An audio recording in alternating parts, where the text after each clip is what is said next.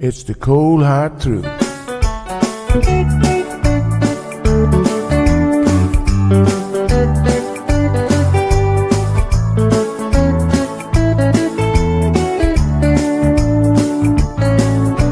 Everyone really want to know what's going on with her show. Just get on the air and you will know it's Sandra. The queen of the mile road is here, helping people from everywhere. Get on the phone and you will hear Sandra. Now she will tell you how it goes, but don't you ever step on her toes, 'cause you will hear the cold hard truth from Sandra. They say she's the hero in town, helping people from all around. You get a call, your money is found, it's Sandra.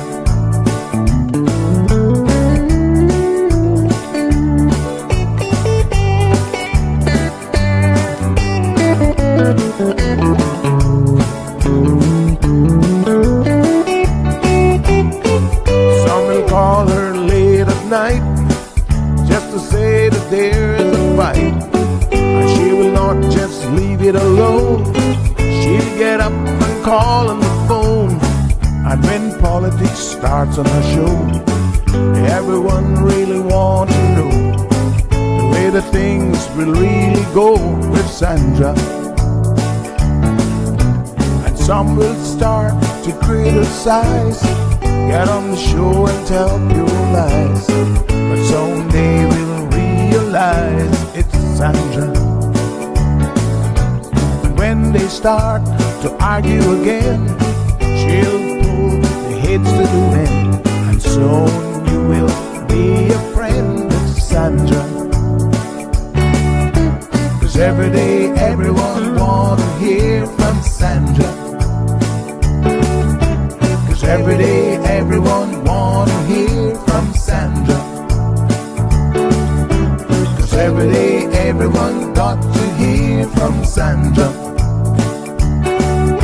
'Cause every day everyone got to hear from Sandra.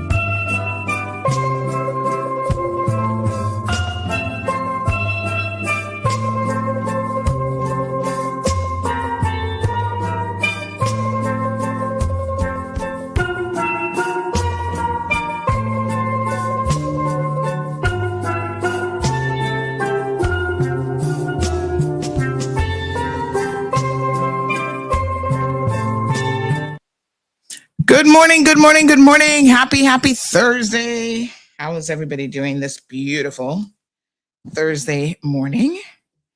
Yes, it is Thursday, which means tomorrow is obviously Friday.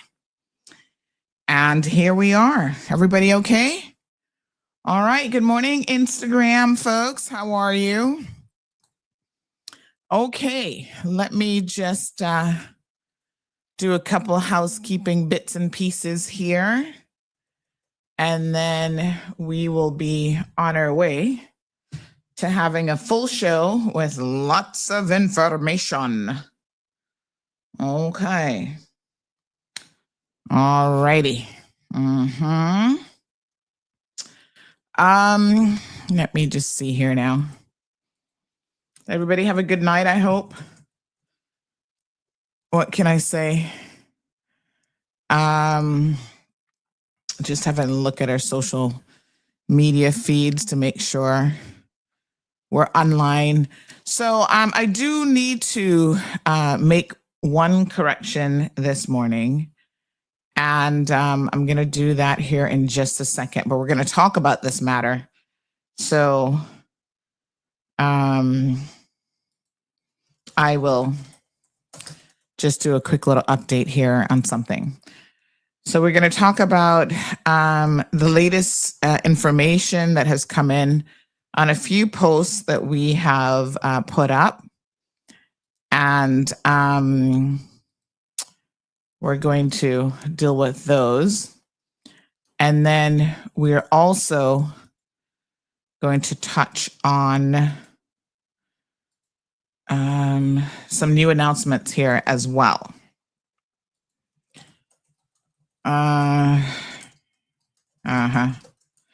Okay. All right, everybody can hear me. Uh-oh, this thing is so annoying. Can everyone hear me okay? We are going to, just as an FYI, I'm hoping this phone is actually ringing today.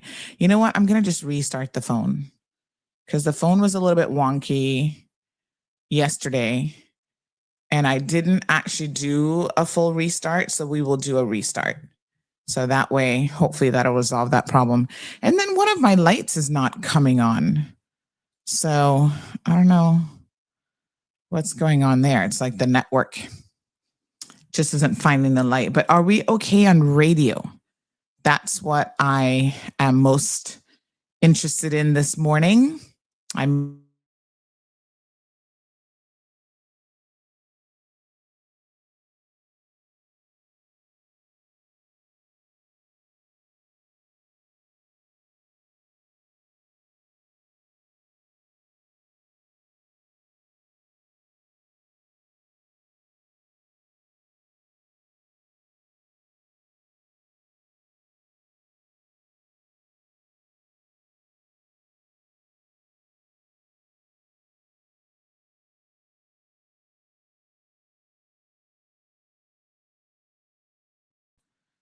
This thing keeps muting me. When it's your own station, I was just saying that we'll have some growing pains, but when it's your own station, there are things that you're able to, like, you're going to have an engineer who you're going to be like, listen, fix this or else. So if that happens, I think we'll have more control over. Right now, we have like no control over certain things. So bear with me as we try to resolve this. So I do have to, can somebody remind me to report this issue? I posted it on Facebook, on the Facebook group, but someone remind me at the end of the show that I've got to send an email to tech support for the system that we use here. It seems like when I'm using another tab, it somehow is muting me. And that's kind of interesting because it's not supposed to do that. So I think I've kind of figured out what it's doing. And now we need a resolution. We need a resolution, honey chill. All right. So I'm sure you guys saw the announcement this morning in relation to the deputy governor, and the official announcement has not been made. So I did have someone reach out in the civil service, and they said, the civil servants are feeling away because they didn't get to hear the announcement as part of like her team from her. Well, yes, that is true. You didn't. And, in this space of media, sometimes we make a decision to make announcements beforehand. And I think in Cayman, there is an expectation by some people that you just wait until the officials send out a press release. I mean, I keep talking to them about these press releases and how they do it, but hey, I'm not their comms manager. And so I appreciate the commentary and I'll certainly take it on board. But what I would say is there are times that we don't wait for their press releases to go out.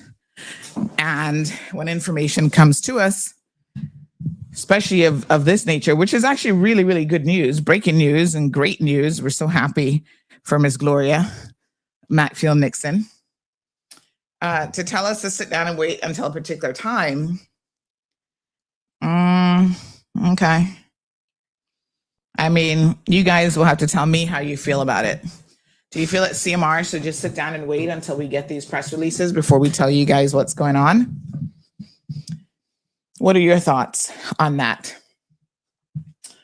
There is no radio. Ay. Are you kidding me? Are you kidding me? It's so, I can't even. All right, give me 1 second. I'm going to disconnect from the website and connect the other way.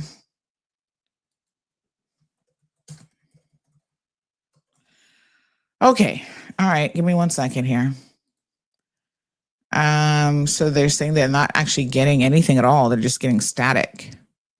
Lord Jesus. Hold on, honey. Chill.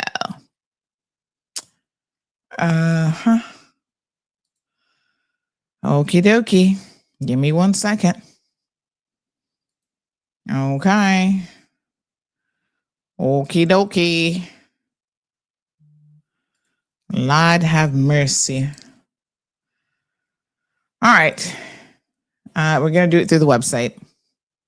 1 second, honey. Chill. Oh, no, not again. Are you kidding me? Really?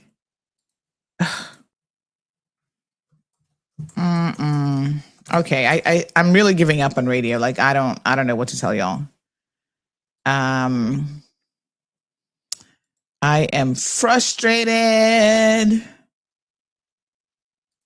Oh my God, are you kidding me right now? All right, let me try. This was happening the other day and then it seemed to resolve itself. All right, let me jump on the VPN.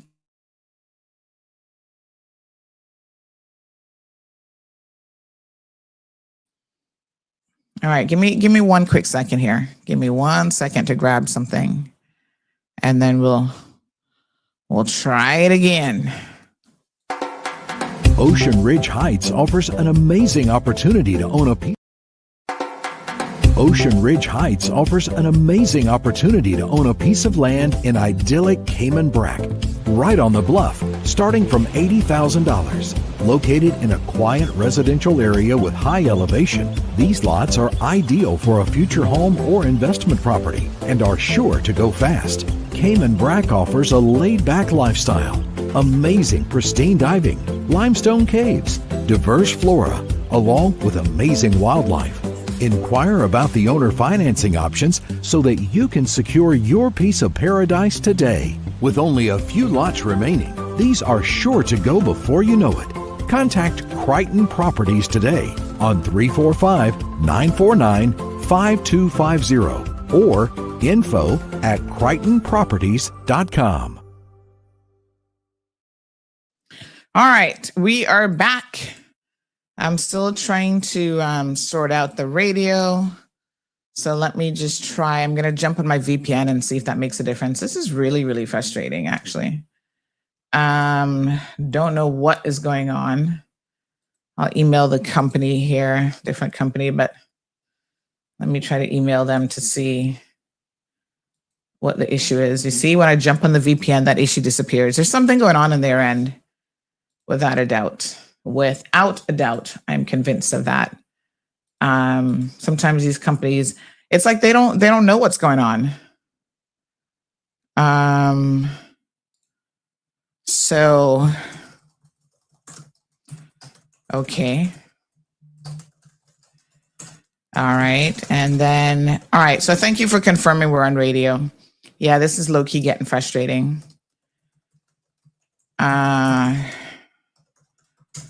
got this error message. Again, turning on the VPN and refreshing the page. Resolved it, but you need to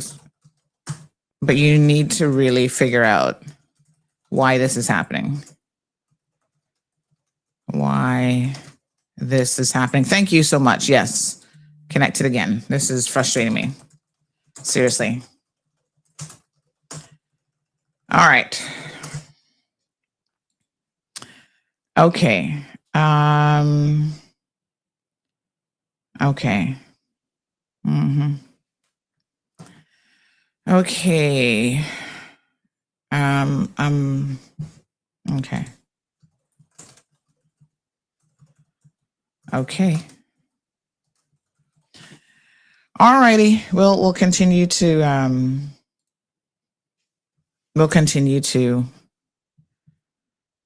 look at what is potentially happening. All right, folks. Thank you so much. Let's get this show on the road.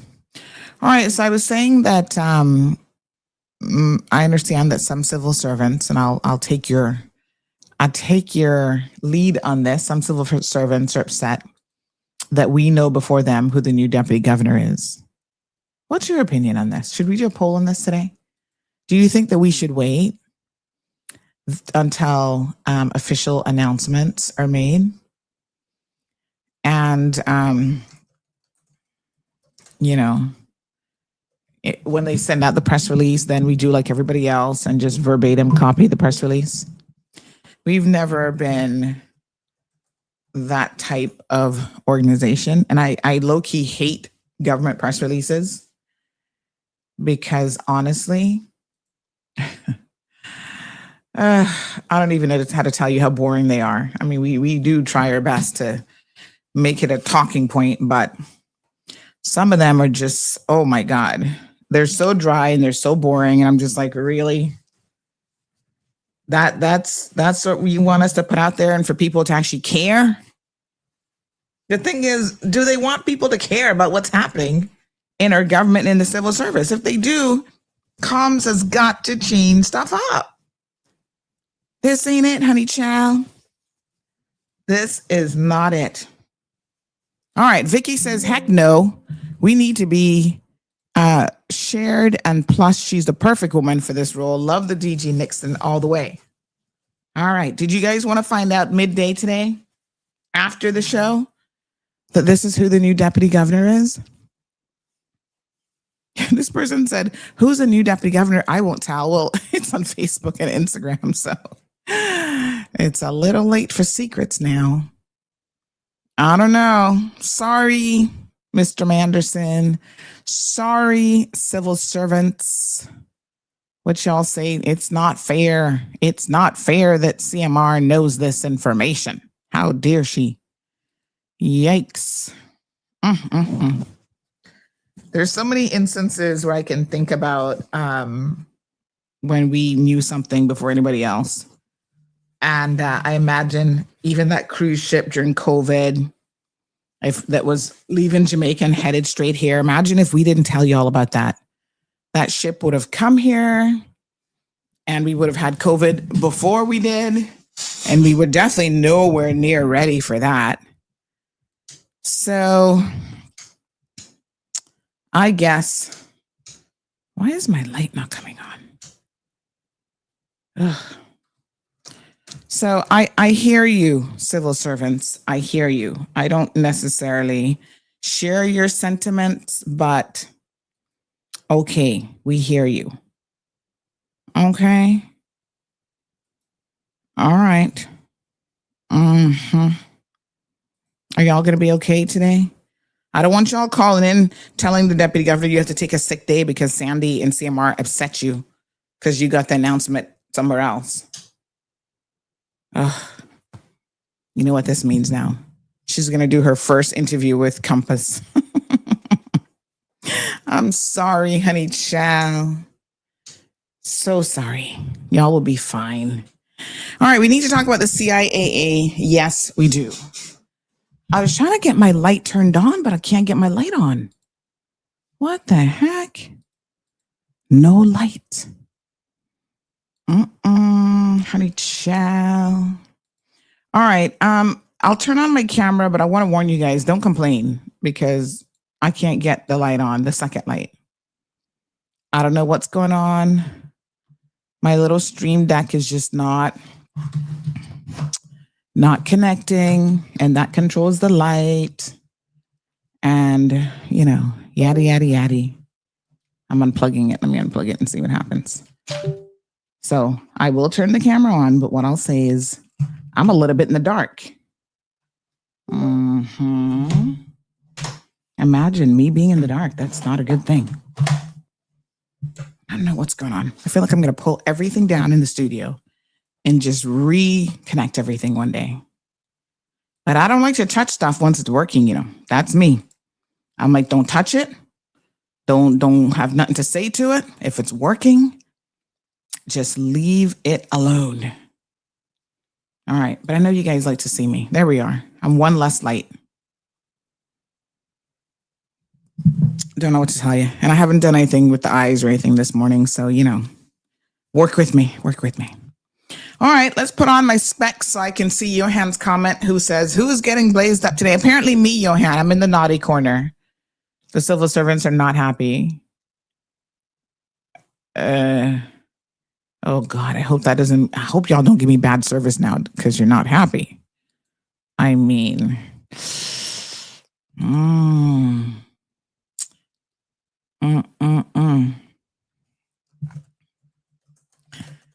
Oh my goodness.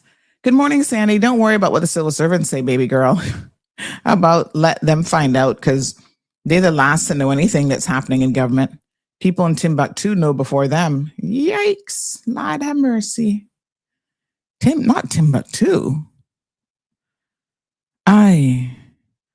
Good morning. Good morning. What about the nonsense of CIAA rescind? Okay, so I do need to make one correction. I don't know why. You know, I wanted AI to kind of fix it up for me, like in a frame, and it did. But weirdly enough, it changed a date in there. So I'm going to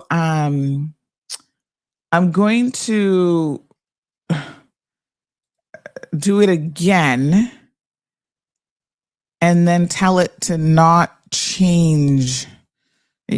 AI can be very, very strange.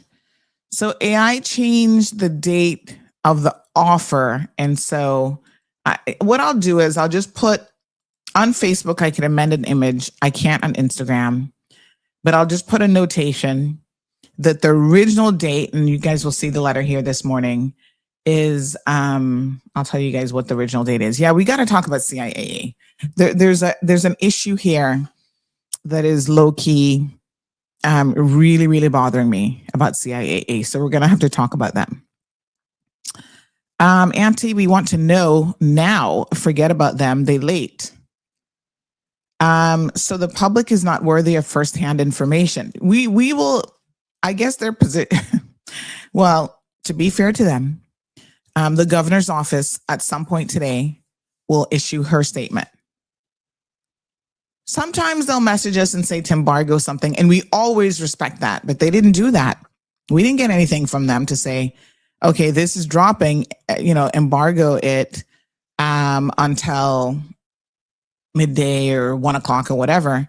So I want to make it clear that's not what happened here, because we would not, if this is how media works, out of respect for the sources, had they sent us something, which they didn't, and they said to embargo it, we would have, yes, we would have definitely done that. But that's not how we got it. And I can't tell you how we got it, but we got sources here, there, and everywhere. And as you well know, we never, ever reveal our sources. So, y'all, I think y'all are going to be fine. How about I buy you lunch or something one day and you'll get over it?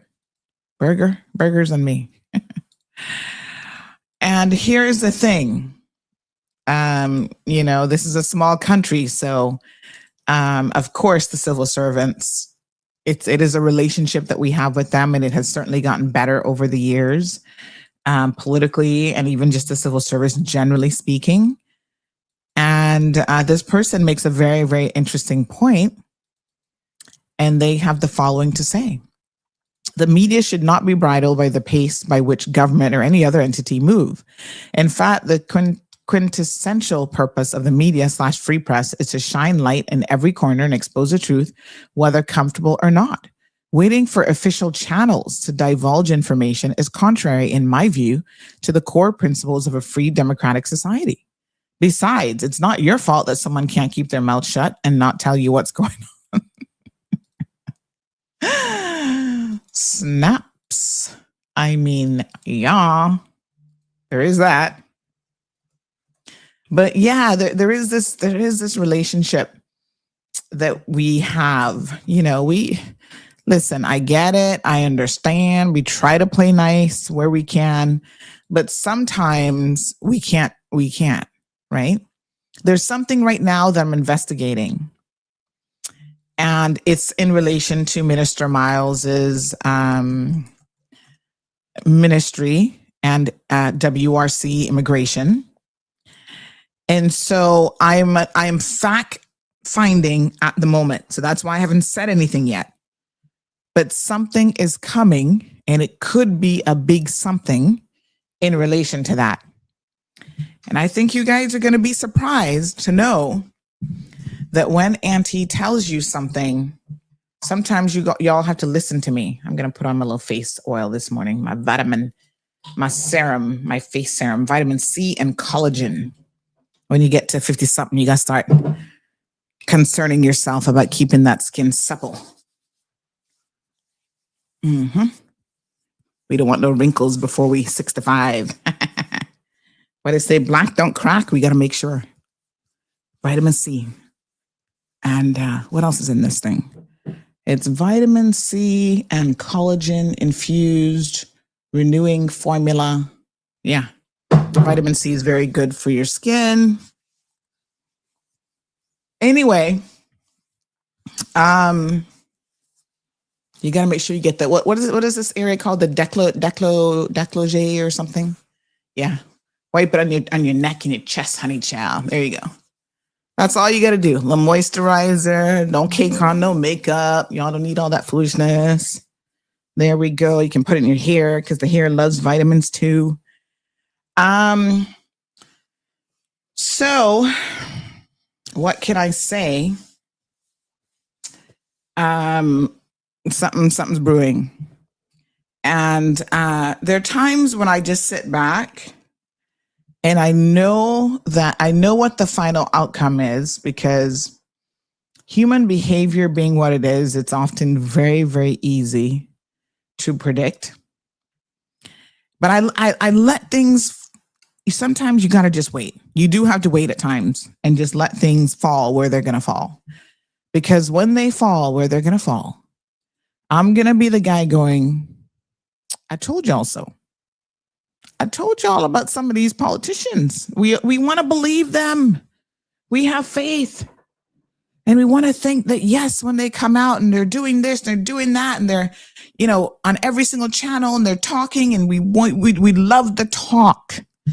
but the walk is always going to trump the talk. You hear me? You can't beat the walk. Never, never, never, never.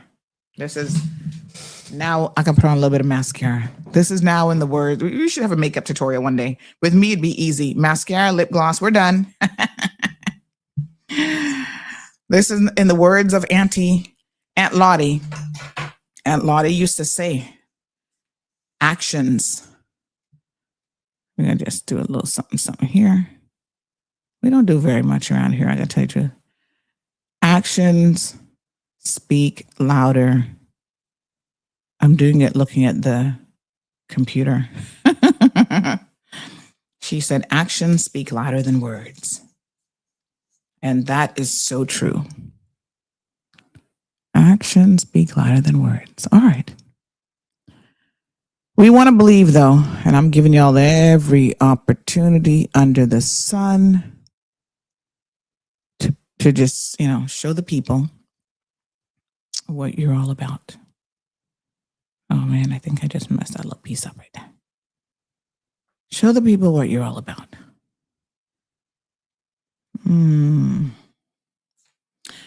Anywho, I think I'm better off using my phone. I can't see that good. I need my glasses. Oh, we have a phone call. But it's not ringing for me. Why is it not ringing? Is this thing on silent? Hello, caller. Good morning. Oh, I can't hear you. Not at all. Hold on one second, honey. Chill. Let me just unplug it and plug it back in. Hi. Is that any better? Yeah, hello, I can hear you. I can hear you now, loud and clear. What's on your mind? Sounds great. I don't know what happened yesterday, but I tried calling you like about 4 times, and every time I called, there was a recording that says the number you're dialing is temporarily out of service. Apparently, Flo was telling me I needed to pay the bill. Yeah, but it's toll free for you guys, but I got a bill to pay. Yeah, I didn't even know it because it'd be nice if they could text me and say exactly. And then I couldn't get into the portal to pay the bill because when I logged in, it claims that number was linked to another account, and I'm just like, okay. So it took me a while to figure it out. Yeah, I don't know what's going on. I need somebody at Flo to help me. I'm sure you have a commercial account. I mean, so there should be some direct contact between you and the entity or the establishment before something like that is done. Child. Anyhow, they're right. They got their $100. Don't worry. Yeah, but anyhow, getting back to the situation, I knew from yesterday who the next deputy governor. So it wasn't that good of a secret then. Exactly. I knew from yesterday who the next deputy governor would be. And I just want to drop this for consideration. The president's deputy governor wife is cousin to the next assigned deputy governor. He's her cousin? Need I say more? Well, let me address that.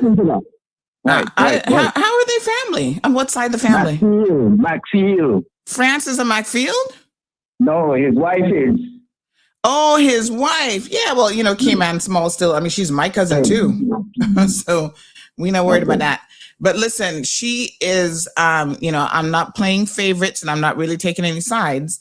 But I do know that I think she might have been the only woman that would have applied as well. And obviously we knew that she was in the running for this position. I want to congratulate her because I think it is well deserved. And I think she congratulate her as well. Yeah, I think that she's a great candidate for the position. I think she was most fitting because I don't want to call some other names, but you had some other ones that was in the running that I would say they were completely AHs. So they need to, anyhow, more power to the women. Absolutely. Very good. Thank you so much. I appreciate it.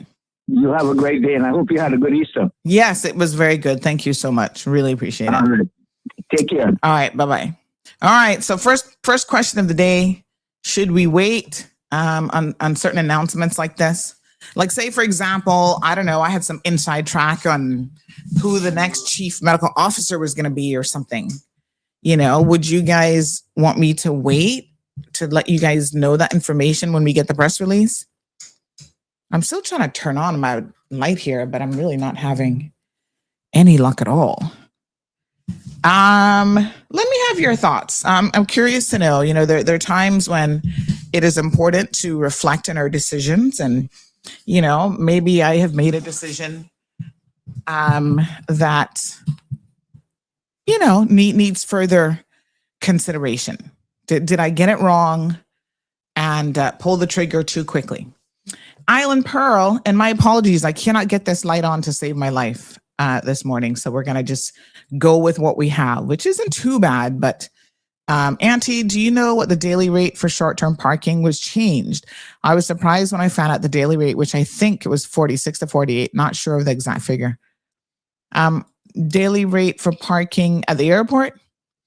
No. I don't know. Isn't it like $7 an hour? I think it's like an hourly rate. Strong Will says, don't touch nothing and then stress out Marlon. Thanks. Lizette says, yes, we can all see you. Mark is like, what'd you do this time? Put Sandy in the naughty corner. Good morning, Kimberly, joining us from Georgia. Beautiful, beautiful. I've only been to Georgia like once or twice, but it's a beautiful state. Evelyn says, them too bad mind. That's why they were not told. Morning, Sir Robert. Greg says, I'm a civil servant, and we already knew she was next in line. We also knew the DG was leaving, so the news shouldn't have come as a surprise. I mean, I don't really know why they're feeling a way about it, but there you go. I do have to adjust my camera slightly. Give me 1 second. My apologies here, folks. I do notice that this is off just a little bit. There we go. Yeah, Greg, I don't know.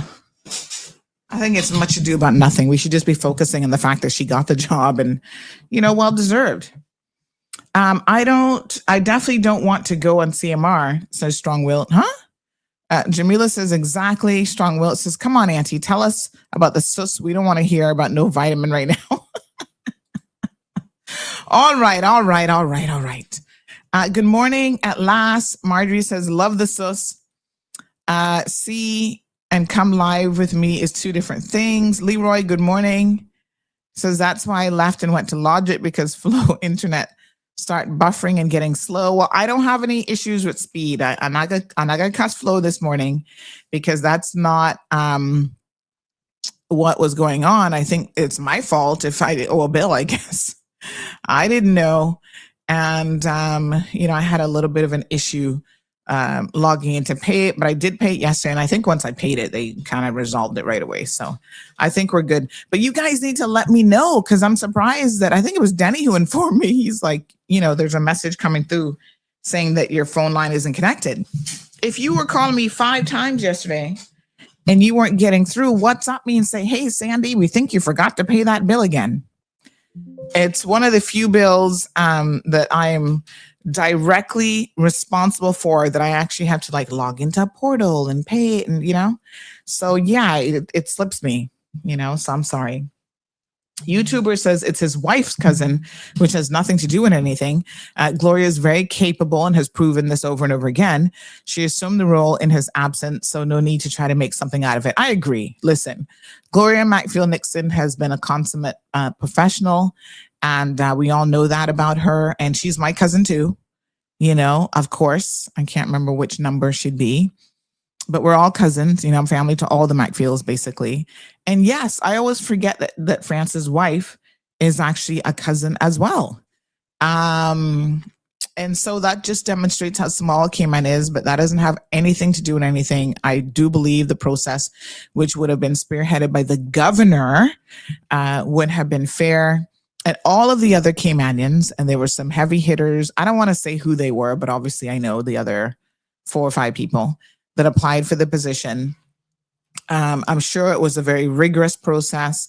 And in the end, Ms. Gloria, who has a lot of experience, she's been a civil servant, I think, forever and a day. She's worked in POX and she acts in the deputy governor role. So she understands a lot of the intricate aspects of his job.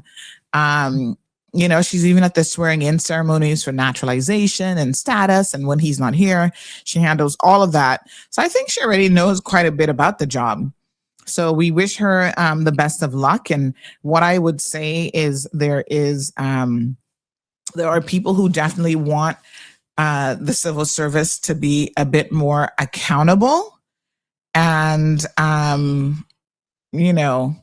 France has always had a reputation for really going to bat for the civil servants. And there's nothing wrong with that, because I think by and large, the civil servants need their own advocate, but also the public needs to have more access to, just feeling like the civil servants are also going to be held accountable, and certain behaviors just should not be tolerated. This is what someone said this morning. And by the way, when France Manderson had his deputy governor's 5K last week, I think it was last week, that would have been his very last one. And so I heard it was record numbers. So congrats to him on that. So this person says, morning, your post about Gloria gone viral. I said, good morning. She really got it. I said, yep, very happy for her. And they say France has left some very big shoes to fill, having come in during the time of Jimmy Ryan. Who the heck was Jimmy Ryan again? He was a governor, or he was governor, right? I think. But anyway, she says, having come in during the time of Jimmy Ryan being chief secretary to now, I must applaud France for moving the service forward. It's not easy guiding these donkeys forward. And trust when I tell you that this came from a civil servant, and she's calling some of them donkeys. Not all, for sure. We're all excited and supportive. France made his mark and has passed the baton to her. Hope she continues to move the service forward. So there you go. Morning, Miss Lucille. What's the real point of his call, says Miss Marva. Gloria Macfield got it. Strong-willed. Sarah says, good choice. As she's been working closely with the DG. Big shoes to fill. Will this mean the DG 5K tees will be pink for next year? Got to keep that up and running. Oh, I don't know.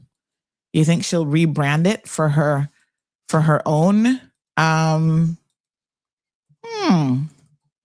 don't know. Huh.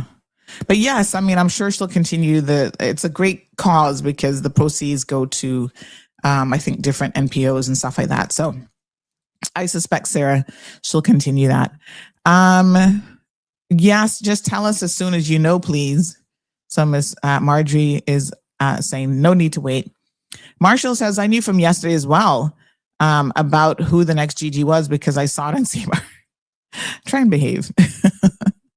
The writing has been on the wall so long time, says Melody. Marshall says, nope, we ain't waiting on CIG to know what's going on. They take too long and want it here and now on CMR. I tries to guide him, honey chow. I do, but it's tough. Buenos dias, Miss Alba. France Manderson was a wonderful person, says Miss Marjorie. Gloria went to Truth for Youth School with me. She's very brilliant and she deserves it, says Strong Will. Island Pearl says, Auntie, yes, airport long-term parking is always full. But here's the thing. If you go to short-term parking because long-term parking is full, they should give you the same rate as short-term, which isn't that $7 a day? I mean, as long-term. Isn't that $7 a day? So you just need to tell them when you give them your ticket. So it requires you going to the booth and then you just say, I was in long-term because of overflow. And they should give you the same rate because I've had to do that before. The writing's been on the wall. Congrats to Gloria McField Nixon. Everybody's so happy for her. It's a wonderful accomplishment. Lavana says it was a no-brainer for Gloria. Congrats. Whoop, whoop. All right, let's move on to the hot mess that is the CIAA and their HR division. And let me talk about this because I am so disappointed. Yet again.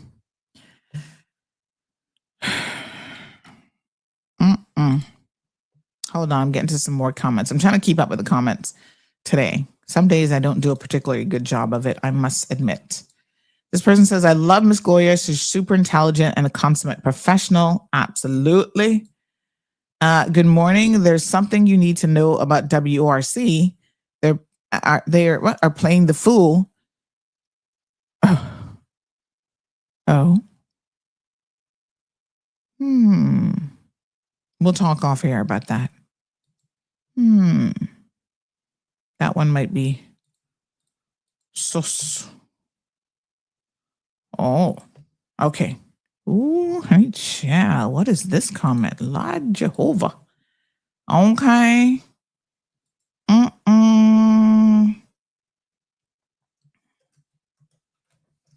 What? Okay, hold on.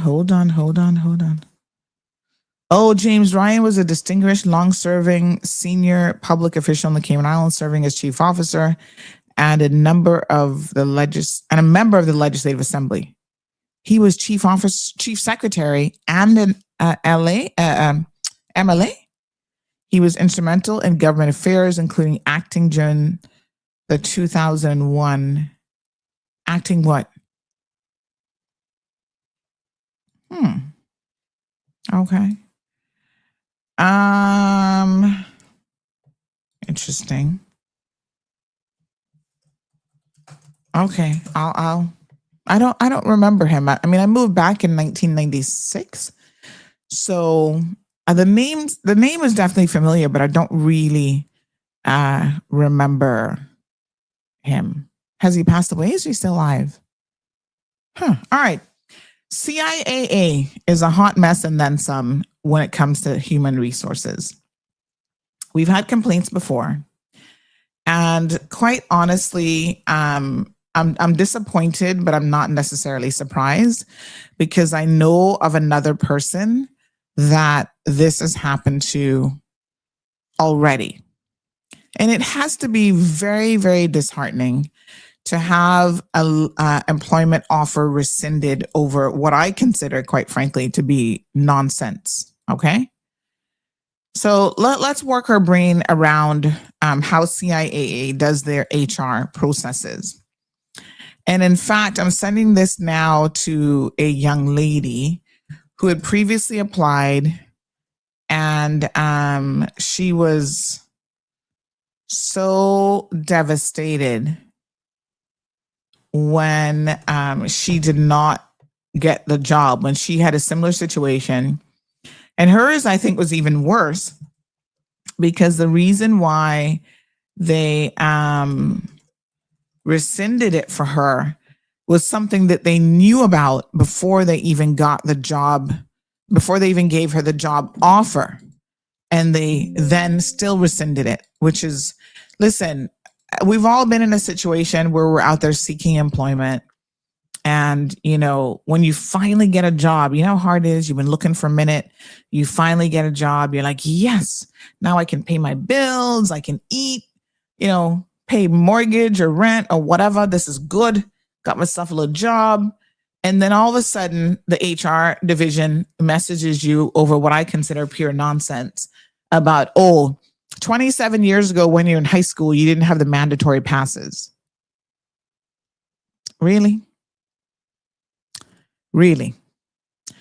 You know, this is where some of these HR managers don't have no common sense or any other kind of sense, because we know common sense, not common no more. Say what? You're going to rescind someone's job offer because in high school, almost 30 years later, they didn't have the grades. Okay, Well, here's my major problem with this, right? Yeah, okay. On the one hand, if they have standards, then they have standards. But why would you not check off the list before you offer people the job? Why on earth? Seriously, why on earth are you offering people's jobs, and then after you offer them the job, you go back and check to see, oh, are you Caymanian? Did you get so many passes in English and science and math and blah, blah, blah. So I got two problems with this. Number one, I think the requirements for someone who's a seasoned worker is stupid. If it's a high school leaver, right, you use those things for high school leaver to be kind of like, okay, let's see if they have, not everybody performs well academically, but let's see if they have a little bit of something that we are looking for in the job environment, right? That's why you look at grades. And as someone who is, an advocate of getting that piece of paper, and I understand the importance of it, I also know from my own personal experiences that not everyone performs well academically. And that does not mean that they're not going to perform well on the job, or that they're not going to be successful on the job. And so I think that HR managers need to use a little bit more discretion than they're actually utilizing. And I do believe that in this instance, the HR manager really misses the mark. And I mean, evidently, she says that, these are the requirements and we don't have any discretionary power. HR managers, you guys are supposed to have a lot of discretionary power. And perhaps what you need to do, instead of doing some of the foolishness that y'all be out in these streets doing, you need to advocate for policy changes within your respective companies, organizations, especially when it's a government organization, to make some changes. Like, how does this benefit Caymanians? Like, honest to God, the dude apparently was a police officer. Now, I don't know if he's a police officer for the entire 27 years, but he was a seasoned police officer, worked in another government entity, right? I guess now probably making a change to something a little bit more low key. And here's the thing. This not no big time office job where you're going to have to know the first thing about math, science, or even probably writing very much, right? This is a security officer. Come on. Airport security officer. Not even a senior role. Wow. Y'all really going to be this picky? I'm sorry. But can y'all please amend? Because the last time I checked, right? Y'all not even checking if people speak English. So how y'all worried about math, science, and English?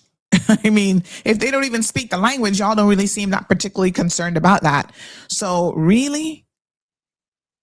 This person is a mature adult at this stage in their life, looking for a little job as airport security.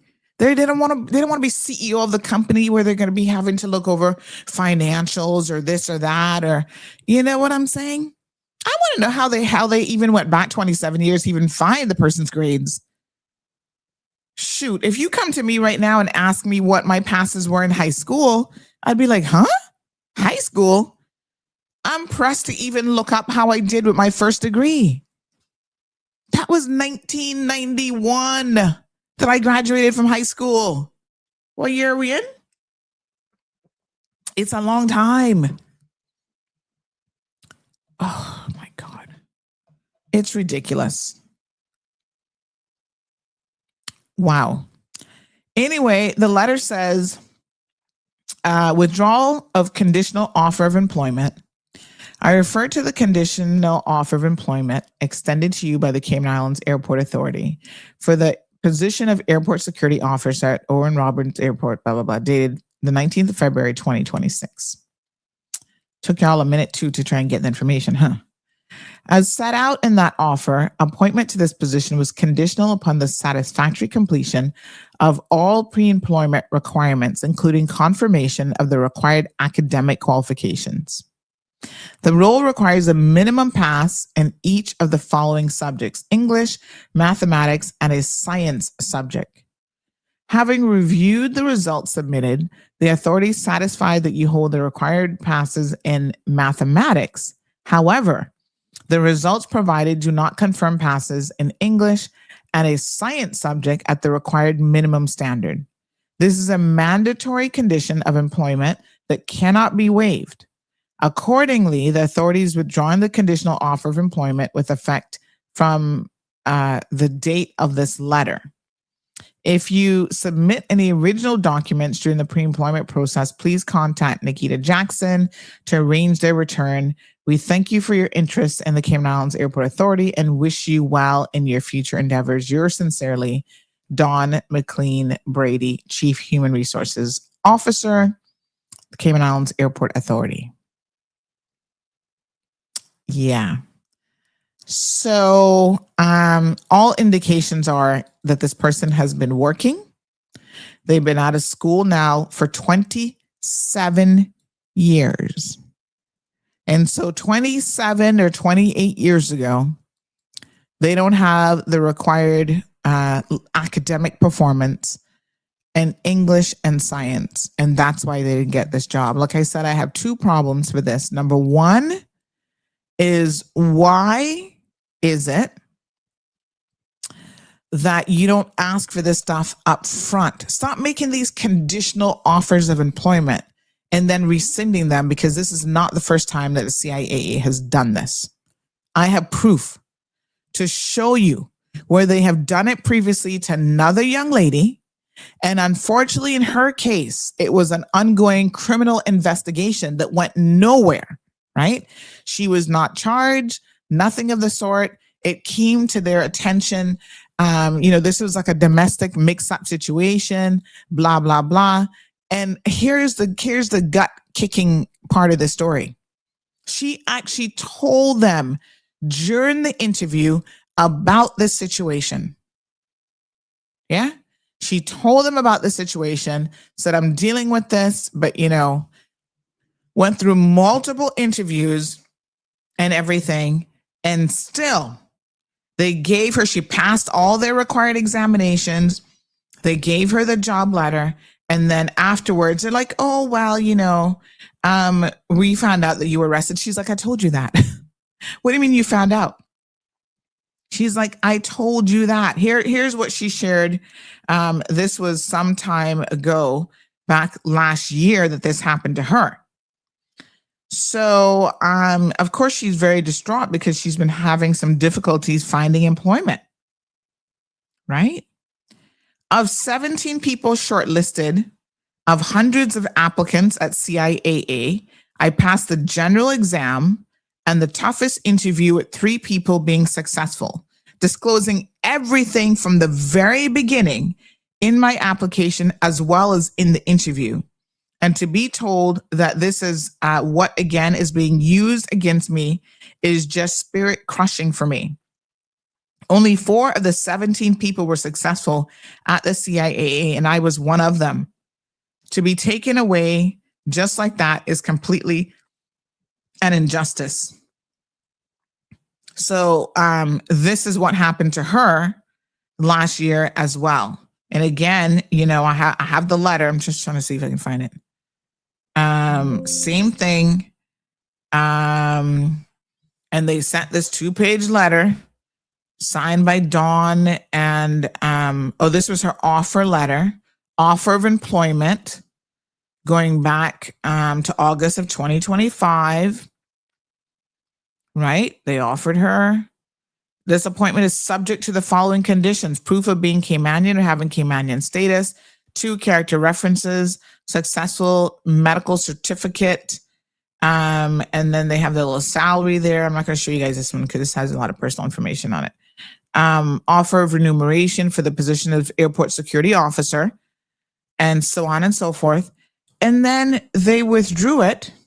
She got a clean police clearance, right? And then they did the same thing where they went back and withdrew, and this is what her withdrawal letter said.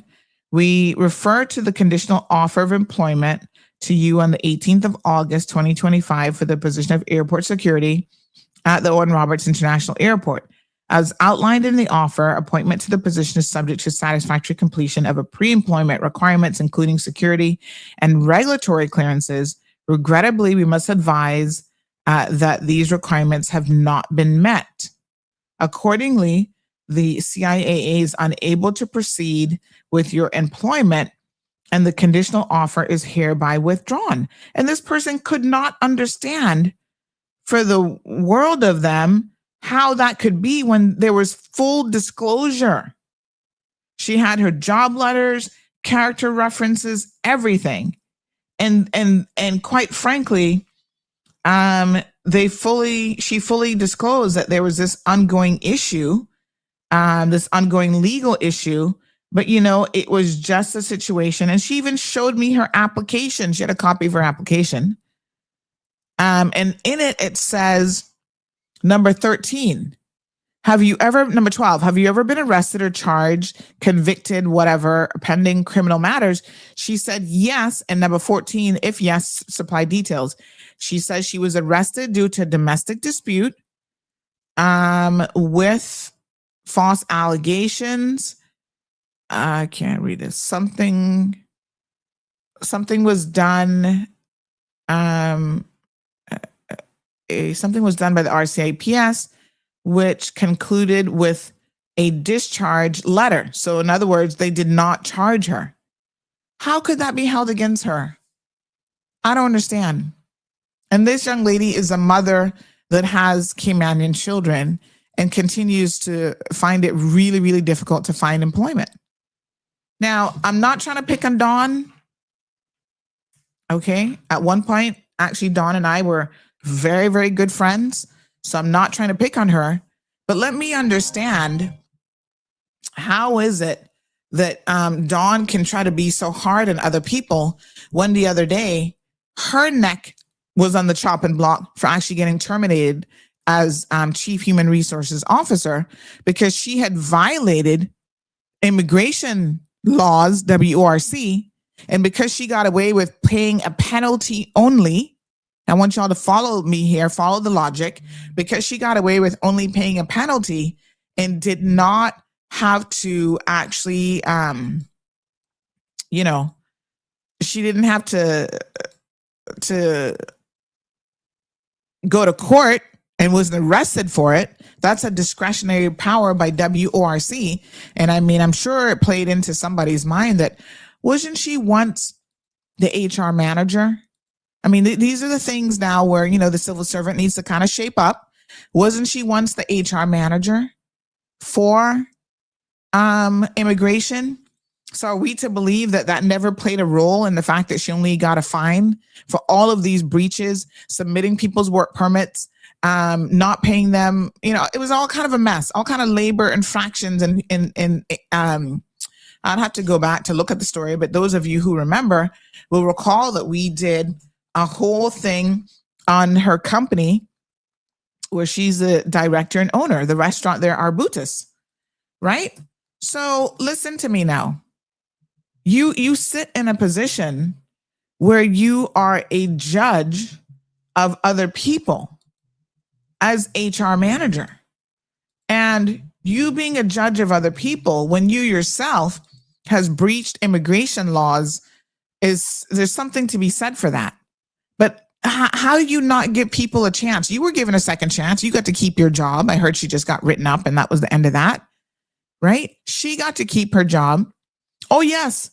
And she was the deputy chair of the Business Staffing Planning Board at the time, right? And all of that in breach of immigration laws. I'm just reading the article here. And you got a bly. You kept your job. And yet you're rescinding people's job offers because they were arrested, but they got a complete discharge from the police. That's no different than what happened to you. In fact, your situation is worse because in order for you to pay an administrative fine, you are admitting that you were wrong. You were taking responsibility. Good morning, caller. I can barely hear you, but what I'm actually going to recommend is that you call the show number 936-2626. Call that one because that one will be able to hear you with no problems.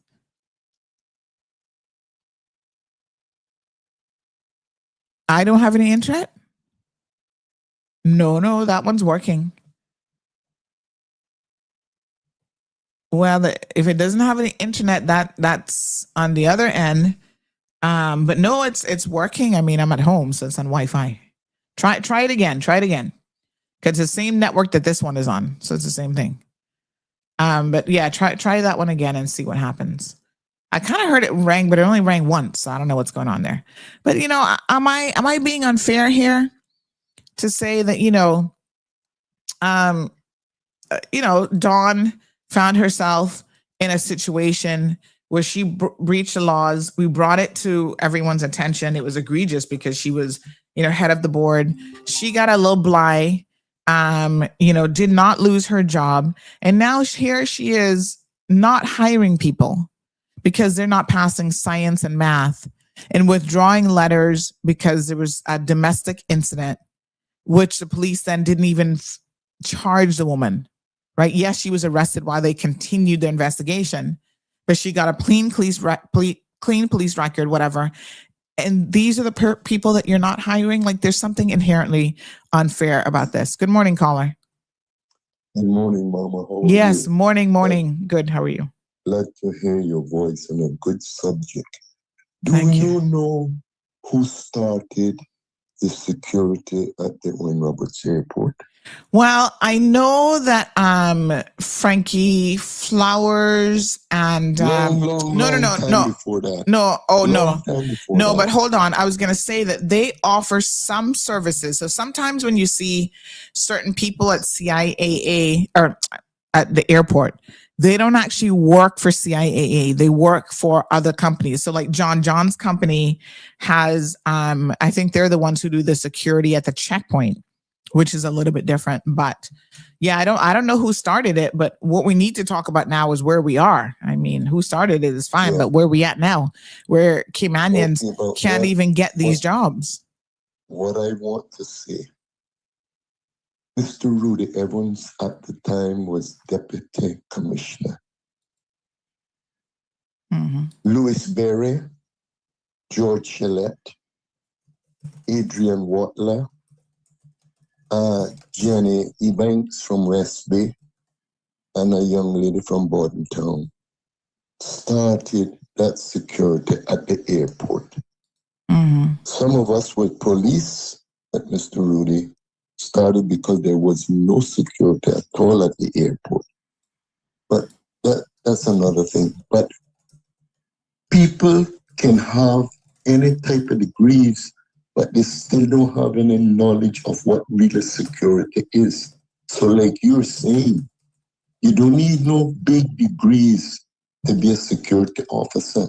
Mm-hmm. Knowledge and common sense. And up at that airport now, that I see is a mess because the people that are supposed to be security, they are not looking at what they're supposed to. And some of them are going extra mile than knowing what real security is. It was a time that I asked someone that came in and wanted to go over us to tell us about security. So I asked him, do you think a banana skin is a security? And he laughed me to death. I said, do you know you can slip down on the banana skin and get broken up and get damaged?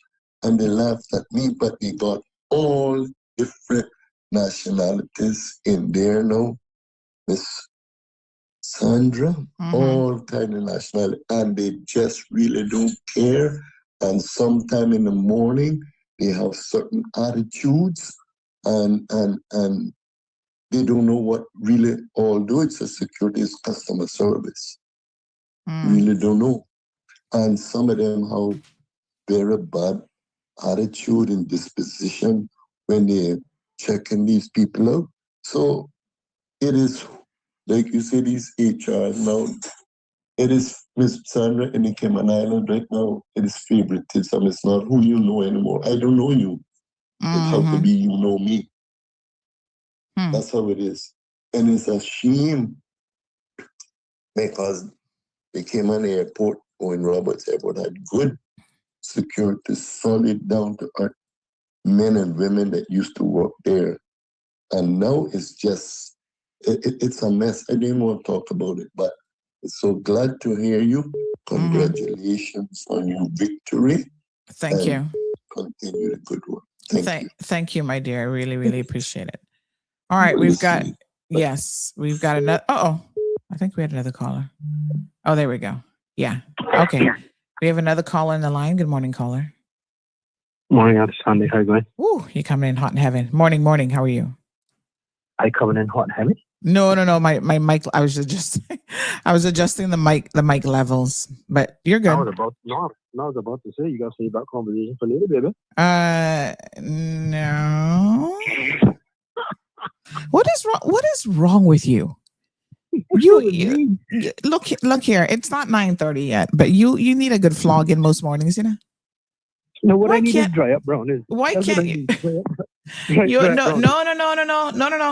I give you brownies, and you drop down with a heart attack. Everybody gonna be blaming me, saying that I kill you off with them brownies. It wouldn't be the first man you kill off, so there you go. You drive us all crazy. I was calling to hear this today. Well, you're the first one with diabetes, so I'm not feeding you no brownies all the time. I will not be responsible. You're conspiring with my boss here to make sure that I don't have any enjoyment in life, so you've stopped supplying. But I soon find a new dealer. No remember that. Oh God, poor you. What mess. I was driving just now and I was listening to the stuff about security at the airport. I just wanted to call in and say I think it's important that people understand CIA staff is very different from those that are providing security services at the airport. And although to the untrained eye, people will assume that everybody is an employee of the Cayman Islands Airport Authority. That is not the case.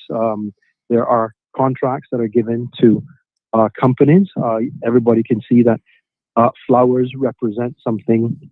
They might be wearing similar colors to CIA staff, but they really and truly are persons that have won, or a company that wins a bid and provides these services. The same thing with the contract that is owned, the company, the security company that is owned by MP Dwayne Seymour, so on and so forth. So it's important that people are able to make the distinction because people always assume that it's just one big group. I did just share that they are different people.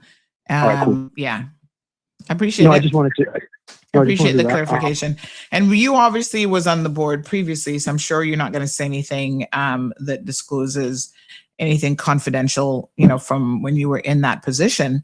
But just out of curiosity, I know that you have a company. I'm sure you hire Caymanians and stuff as well.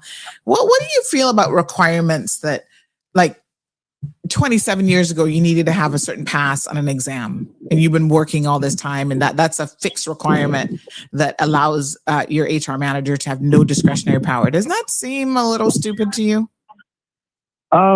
Listen, I think every job in every industry, there are certain positions that require certain criteria. I'm not familiar enough. Like, I was driving, so I never saw the letter that I think you were describing, so on and so forth. But I will say this, in the security realm of what happens at the airport, I think I'm able to say this. Mm-hmm. The criteria, the requirements, and the overarching rules on security and personnel, effectively, we don't make this up in the Cayman Islands by ourselves. There is an agency in the UK that is responsible for the oversight of safety and security matters, and it depends.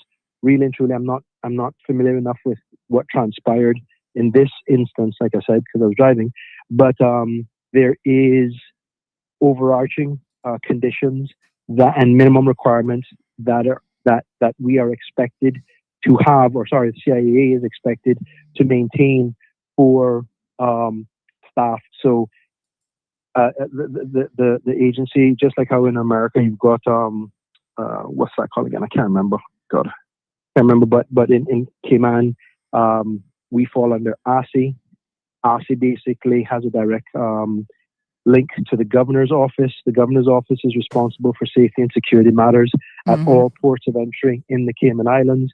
And so their rules, their mandates require the specifics of what you're talking about here. There was something about a gentleman not having a qualification or not being able to provide something. I mean, why don't they do current testing? Because let me just say this, right? Say, for example, this guy, I don't know what was going on in his life 27, 30 years ago when he was in high school, but he might not have performed academically for a number of reasons.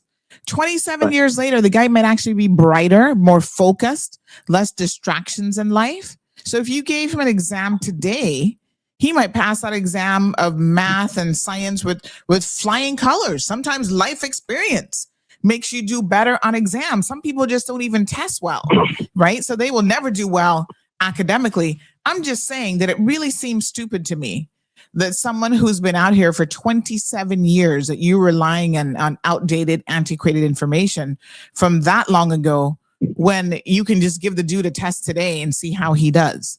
You know, I'm just saying that maybe the CIA board, and I know that you're not affiliated with them any longer, maybe that board needs to look at this criteria, because they're definitely more important things in terms of his work ethic, his work experience, where his brain is currently, that they could potentially be testing for. And meanwhile, we got pilots screwing down the place, getting their staff. Sandy, come on. No. Hold on. Getting stewardess and flight attendants, or whatever they're called these days, flight attendants, pregnant, and nobody ain't saying nothing about that. And the emotional stress, and there's a lack of morality in a lot of these jobs. Is only one pilot or multiple pilots? Well, I'm hearing about another pilot who got another flight attendant pregnant. She had a baby with him, mashed up that marriage too. So it's not just one. There seems to be a pandemic within pilots at Cayman Airways. People that work together check each other, right? Hello. I'm not saying it's unique, but the problem is this is a hierarchy position. And this is where I go back to again. Yeah, we had this conversation again. So this is a problem. No, what I was going to say but I'm just saying, what kind of standards we got here? Right? Well, there's some things we just don't care about. And then other things, what grade did you get in science 30 years ago? Somehow is like... Given my familiarity with the sort of audit process that takes place twice a year at the airport via the regulators based in the UK that come in and do the checks on all facets of airport operations, so on and so forth, it's a robust exercise and a robust audit, and it happens, like I said, twice a year. Those, not consultants, but those representatives of ASI come in and they basically do a lift the hood, check the tires, check the engine, check the oil on the entire operation. So I don't want people to think that there are no standards. Those standards are well established and they apply to all airports. Yeah, I don't know. Your voice is dropping out there. I don't know what you're doing, but we couldn't hear you. But no, we get it. I mean, no one is undermining the position. No, I get it. I hear you. But everybody seems to get it. And if the man was a police officer for all of those years, I mean, my God, I'm sure he could pass those subjects now. I'm just saying. Thank you for the call. Appreciate it. I'll take care. All the best. All righty. Bye-bye. Someone makes a very fair point. They said, good morning, Sandy. Gosh, it's hard to believe that an airport security job has more strict requirements than running for parliament. Honey child, say it for those in the back of the classroom, please, and thank you. For real. You know what I'm saying? Isn't that funny? The people running our government, they're people who are ministers, making $12,000+ a month, and they not got no passes and no science, no nothing. Some of them don't even have high school, diploma, nothing. Jeez, peace. Sure. Somebody said the kaboom came down low. There we go. There we go. Let me turn that up. It's coming in hot and heavy in my ears, so that's why I turned things down a little bit because I can hear everything loudly. Oh, touche, girl, touche. All right. This person says, in relation to the previous conversation, it's understandable that some officials may be frustrated, but in the world of media and public affairs, this kind of thing happens all the time. Newsrooms routinely report on major developments once they have credible information, sometimes before an official statement is issued. This is not unusual, and it happens with political appointments, leadership changes, cabinet decisions, senior public service moves, and even major corporate announcements in countries all over the world. The larger issue is not that the media reported it. The larger issue is whether official communications moved quickly enough to manage the movement. In Cayman, there's already a public perception that official announcements are sometimes slower than they should be. And where there is a delay, it creates space for the media to break the story first. This is simply the reality of modern communications. If government wants to lead the narrative, it has to move with greater speed, consistency, and confidence. Okay. Strong communications is not just about issuing a release after the fact. It's about anticipating public interest, preparing key messages early, engaging media proactively, and ensuring official channels are timely enough to remain the primary source of information. This is also part of a broader issue. Cayman Islands government communications has for some time shown weaknesses in media management and strategic responsiveness. This has been reflected repeatedly in public discussions and in media monitoring trends. So rather than directing frustration at the media for doing its job, it may be more productive to look inward at how official communications can be improved to better manage high interest announcements. Well, that one was well thought out. Kudos on the author of this one. Wow. Sounds like they're a member of the media themselves. Yeah, that's deep. That's really, really deep.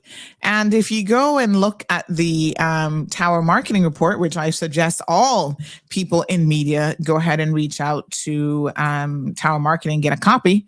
You can purchase a copy. When you look at that report for this year, it just dropped recently. What I can tell you is CIG government continues to, according to, let me just get the information here. According to, I'm going to show you one graph. I don't share stuff from the report, but I think I can safely show you this one graph.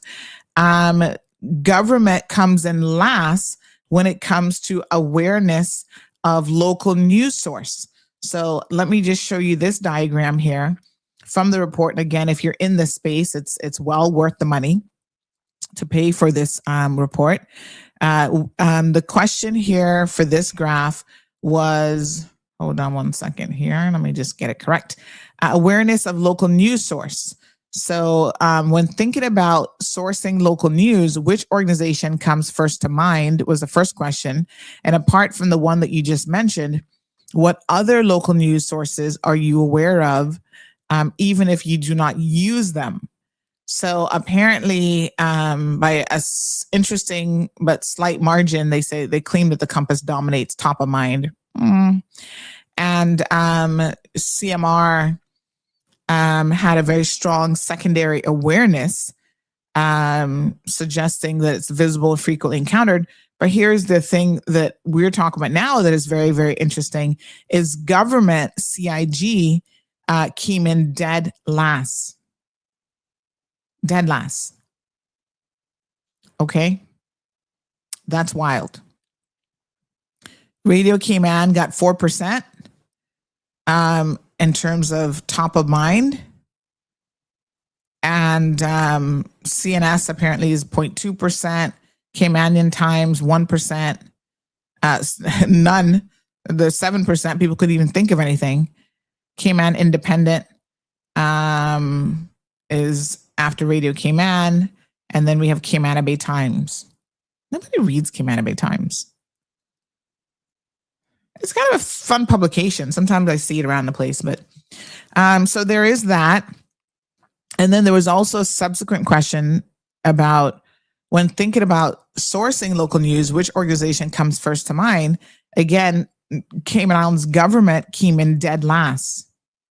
Dead last.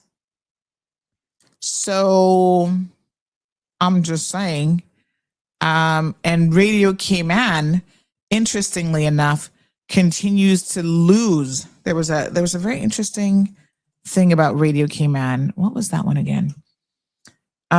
So when it came to traditional media, local radio stations, so top radio stations, and they listed those, Radio Cayman 1 fell sharply from 22 to 14%. So that's a 8% fall. And so they say that, wow, that's quite a significant number. And, you know, not for nothing, but our resources and government money is spent on government comms and Radio Cayman, which, as we know, under the last premier, got an injection into the millions of dollars. So they're getting new equipment, they're getting new studios, new things on the wall, all this kind of stuff. And so there you have it. And still, you know, hot mess. Leroy says, Johan, please go to the back of the class. Abby says, no brownie for him. Worst behaved South Sounder. I don't think he would consider himself a South Sounder, you know. Lemon Drop says, seems to me that Dawn is holding a grudge against Caymanian people and being a hypocrite. She shouldn't be in that position. Maybe those work permit holders are paying her for their jobs, just saying.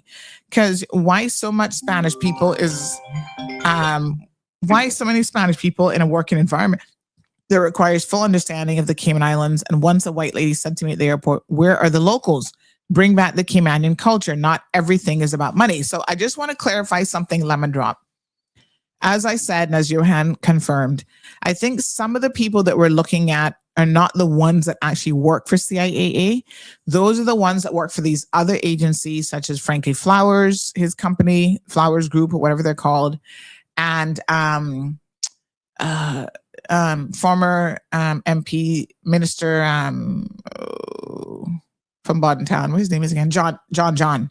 So those companies do different aspects of security. So I think you see a lot of their staff. And I can tell you that neither one of them have a reputation for actually hiring Caymanians.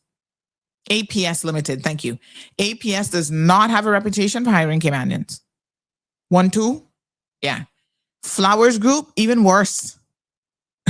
Because they love to hire Filipino that they can have them do 5 jobs for the same minimum wage pay. Okay. Morning, caller. Honey Chill. Good morning. Morning. How are you? I'm okay. Before I make the comment, I want to make sure I understood. I did tune in a little bit late. Mm-hmm. The letter you had up on the screen that was written to the person, signed off by Dawn somebody. Mm-hmm. Am I correct in assuming that job was for a security officer? Yes, that's correct. Okay. So now I have a question. Mm-hmm.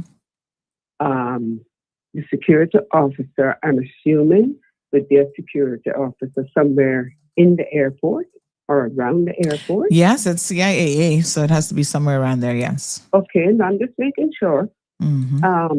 So now I'm asking, which one of the Filipinos employed at our airport, and I don't care who they're employed by, whether it's CIA or one of the agencies, which one of them, show me one of them that meets that requirement.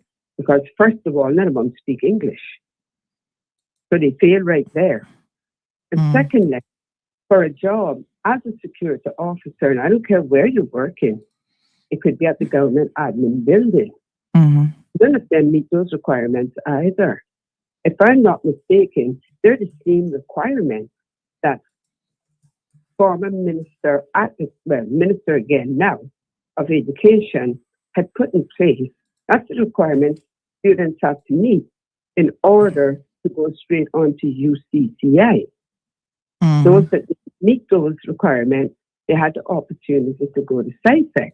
and they could try again. Mm-hmm.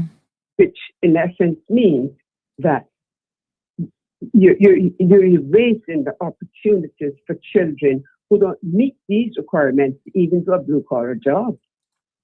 So I'm going to ask the question again. Our airport is saturated with Filipinos. I noticed they're even behind Cayman Airways checking counters now.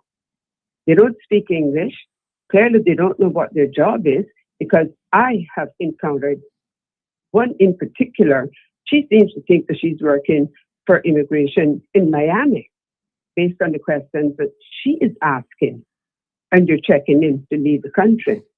So I'm asking the question again, which one of these Filipinos possess these requirements? But I can tell you what's going on there. That's an immigration requirement to say that they had no qualified Caymanian. I mean, I don't know who is in charge of the IAA, or who, apart from the human resources manager. Of course, that person has to report to someone as well. I think they need to overhaul this, trying to change it. Because any child that didn't pass English, math, and a science, I'm sorry, naturally, that child is probably not very academic. It wouldn't be going on to UCCI. And even if they go to SciFEC, they may not be going on to UCCI. They might just choose to go in the workforce. So I think we can already agree that's a blue-collar job that that child will be looking for. And any other blue-collar job that they would be applying for, they don't need these requirements. Begs the question, what would you need? Science, math? Obviously, you need English. You're in an English-speaking country. What would you need them for as a security officer? Maybe that's the question that somebody should put to them. Some of them, as you rightly say, that are working in those jobs, making decisions in children's lives and futures, they don't possess it either. They got in the door when these kinds of things were not written up. Yep. Thank you so much. Thank you. I appreciate it. And listen, I mean, here's the thing, right? If it is the case that CIAA has never considered, and this is probably a board level / CEO, I'm not saying that Dawn has the power to change the requirements, but certainly I would have thought that she could have brought it to their attention. So if she is senior HR officer, and she has these, Miss Marjorie, weren't you just watching it? You saying you can't find us? We haven't we haven't gone anywhere. I just saw a comment from you, so nothing has changed. We've not gone anywhere. But I think that if she has the ability to make recommendations, as senior people should do, then this should have been fixed a long time ago, because this in my mind is an absolutely ridiculous requirement.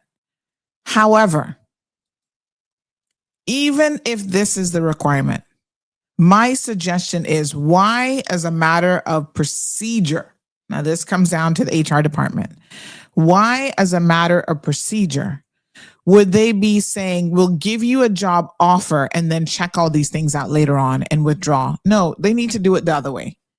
Get everything done first, verify everything first, and then make your job offers.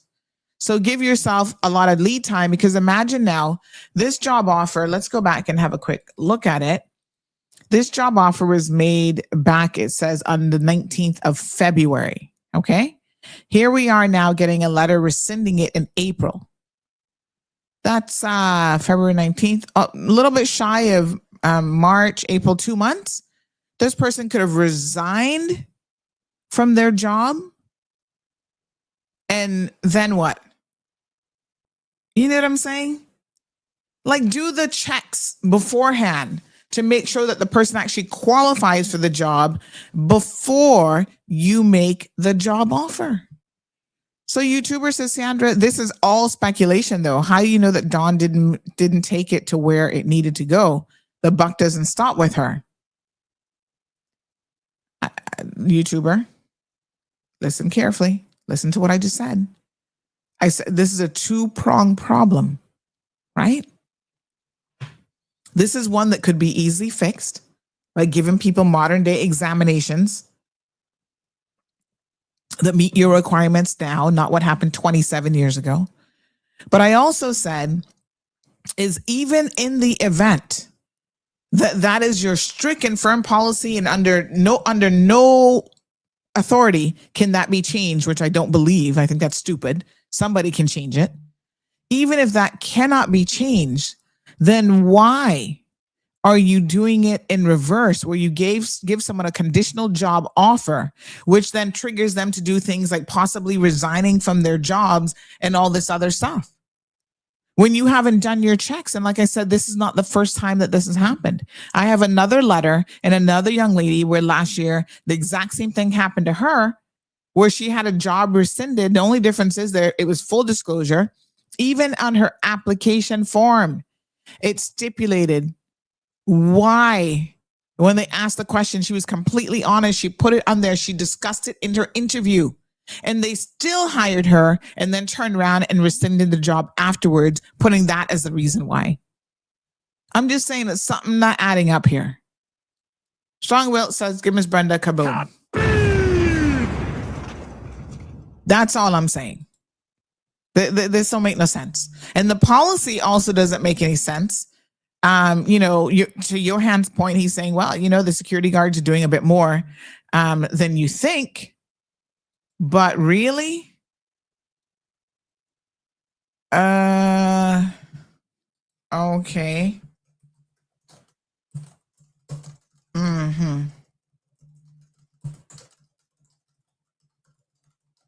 Yeah, that don't make no sense.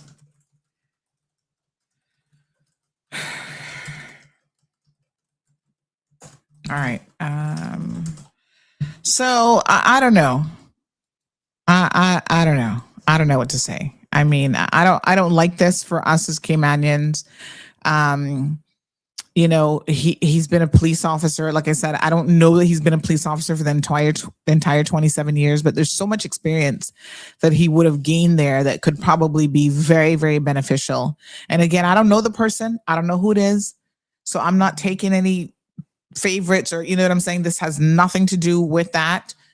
I just really think that this could have been handled in a totally different way. And now the CIAA board, who I hope is paying attention, needs to look at making some changes as it relates to how this works. This doesn't make any sense. Question, did she check all the fake credentials that come in from the Filipinos and Nepalese? I bet you she's quick to believe them.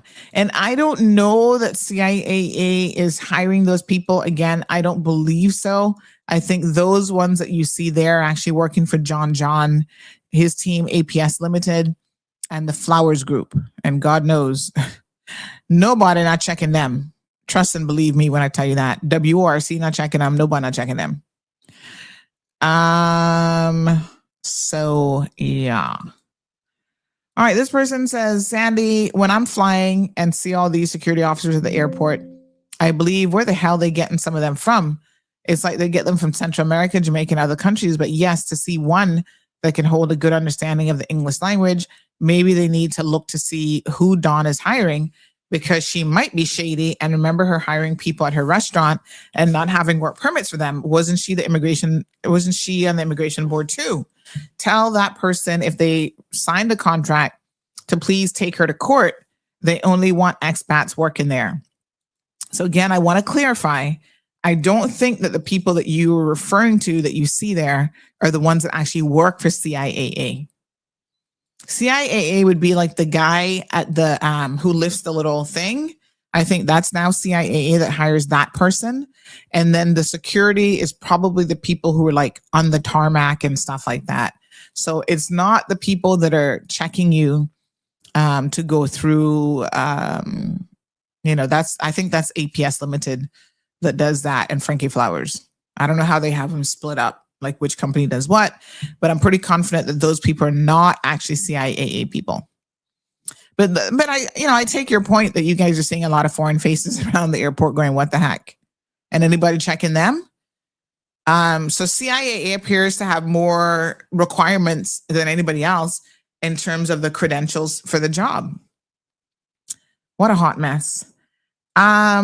This person says facts. CIAA, firstly, this HR director, Don Sani, even created a position in HR for Jeremy Jackson's daughter. Jeremy Jackson is which one again? Not Jeremy from WRC, right? That Jeremy is, what is his name? What is his last name? No, he's Scott. I always get him confused. Jeremy Jackson, he don't work CIAA? Who's Jeremy Jackson again? All right, even created a position for Jeremy Jackson's daughter after her ex-man, Alva Saku, got voted out of the elections. Who's ex-man? Not Dawn, because Dawn's married, so she couldn't. So he's an ex-traffic controller. Oh, and his daughter was dating Alva Saku? What a hot mess. But Alva wouldn't be way older than her, I'm just saying. Okay, y'all not got no age requirements anymore. Gone through geriatric puppies and mamas. What is it? Cougars and tigers and whatever else. Ooh, Zeus, you scared me. Hi, sir. Jeremy Jackson, another topic of discussion, but they always say bigger the, not 9:30, bigger the expletive, better the luck. Although I don't think that's really an expletive, but off-reg might disagree. All they are now hiring is Spanish women/men married to Caymanians or Jamaicans married to Caymanians. The days of 100% Caymanians gone from airport security. Hi, sir. How can I help you? You can't take no bathroom break right now. Mama's busy. Zeus is like, hey, cut it out, sir. Manners. Where are your manners? Why are you back chatting to me? Hello? Really? This dog face. All right. I'm going to get you a little seat for you. Come, sit in your seat. Hold on. Sometimes he just wants to be next to me. All right, come on up. Good boy. Sit down. Relax. All right, here's your little toy. Oh, Lord. Here's Lambo. This is his little lamb. He already tore off one ear, and he's working on the other one. You see? There you go. All right, sir. Relax with your lammy. Be a good boy now. We have to work. Not time for play. No. Mama has to pay bills, remember? That's how you get dog food and such a good life. Okay, just relax. Good boy.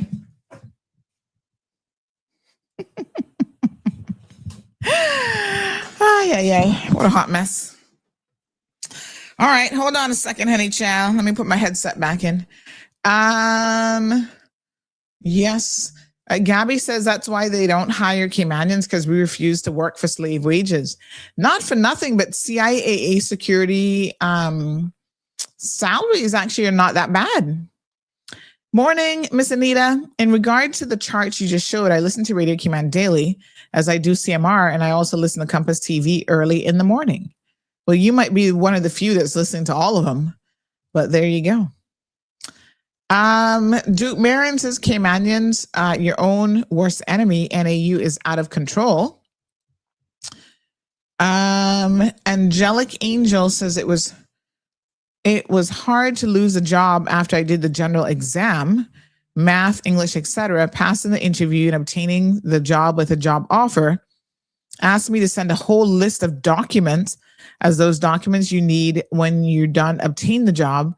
I filled out the pension application form, etc., which came as a surprise when the job withdrawal offer. So all of that they make you do, and then they withdraw the job. You see, I think this is what Caymanians would say. This is ass fomus, ass backwards.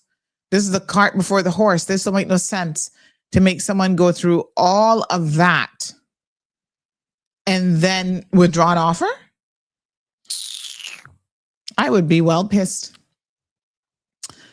She goes on to say, I had insight of security implications is important, and I had completed the cabin crew member training months prior. Sadly, says Anita, very soon our visitors will be confused, wondering if the Cayman Islands is even in the Caribbean. Guess that Columbus wasn't far in his mistake as of now. Morning, Miss Wanda says the vetting process of a potential employee should be done prior to a company sending an offer letter.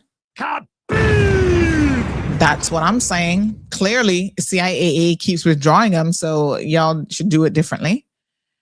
Live Happy says 27 years ago, no computer studies in school, no smartphones, and a host of other educational opportunities were not available. I'm sure he knows a lot more now. CIAA, do better. YouTuber says, I got a conditional job offer based on me proving I was Caymanian and some other requirements. I knew better than to resign before I was confirmed that all conditions were satisfied. What a hot mess. Rose, good morning, ma'am. Says the government say they're for Caymanians. Why are they not standing up for them? It is so sad. Oh, Jeremy's an air traffic controller. Oh, I think I kind of, does he still work there? Or he left a medical thing, right? Oh. Luis says this feels like the US. White Americans see foreign faces working in airports or elsewhere and get angry because they're Spanish, Filipino, or other nationalities. This feels like Trump MAGA supporters. Stop the racism.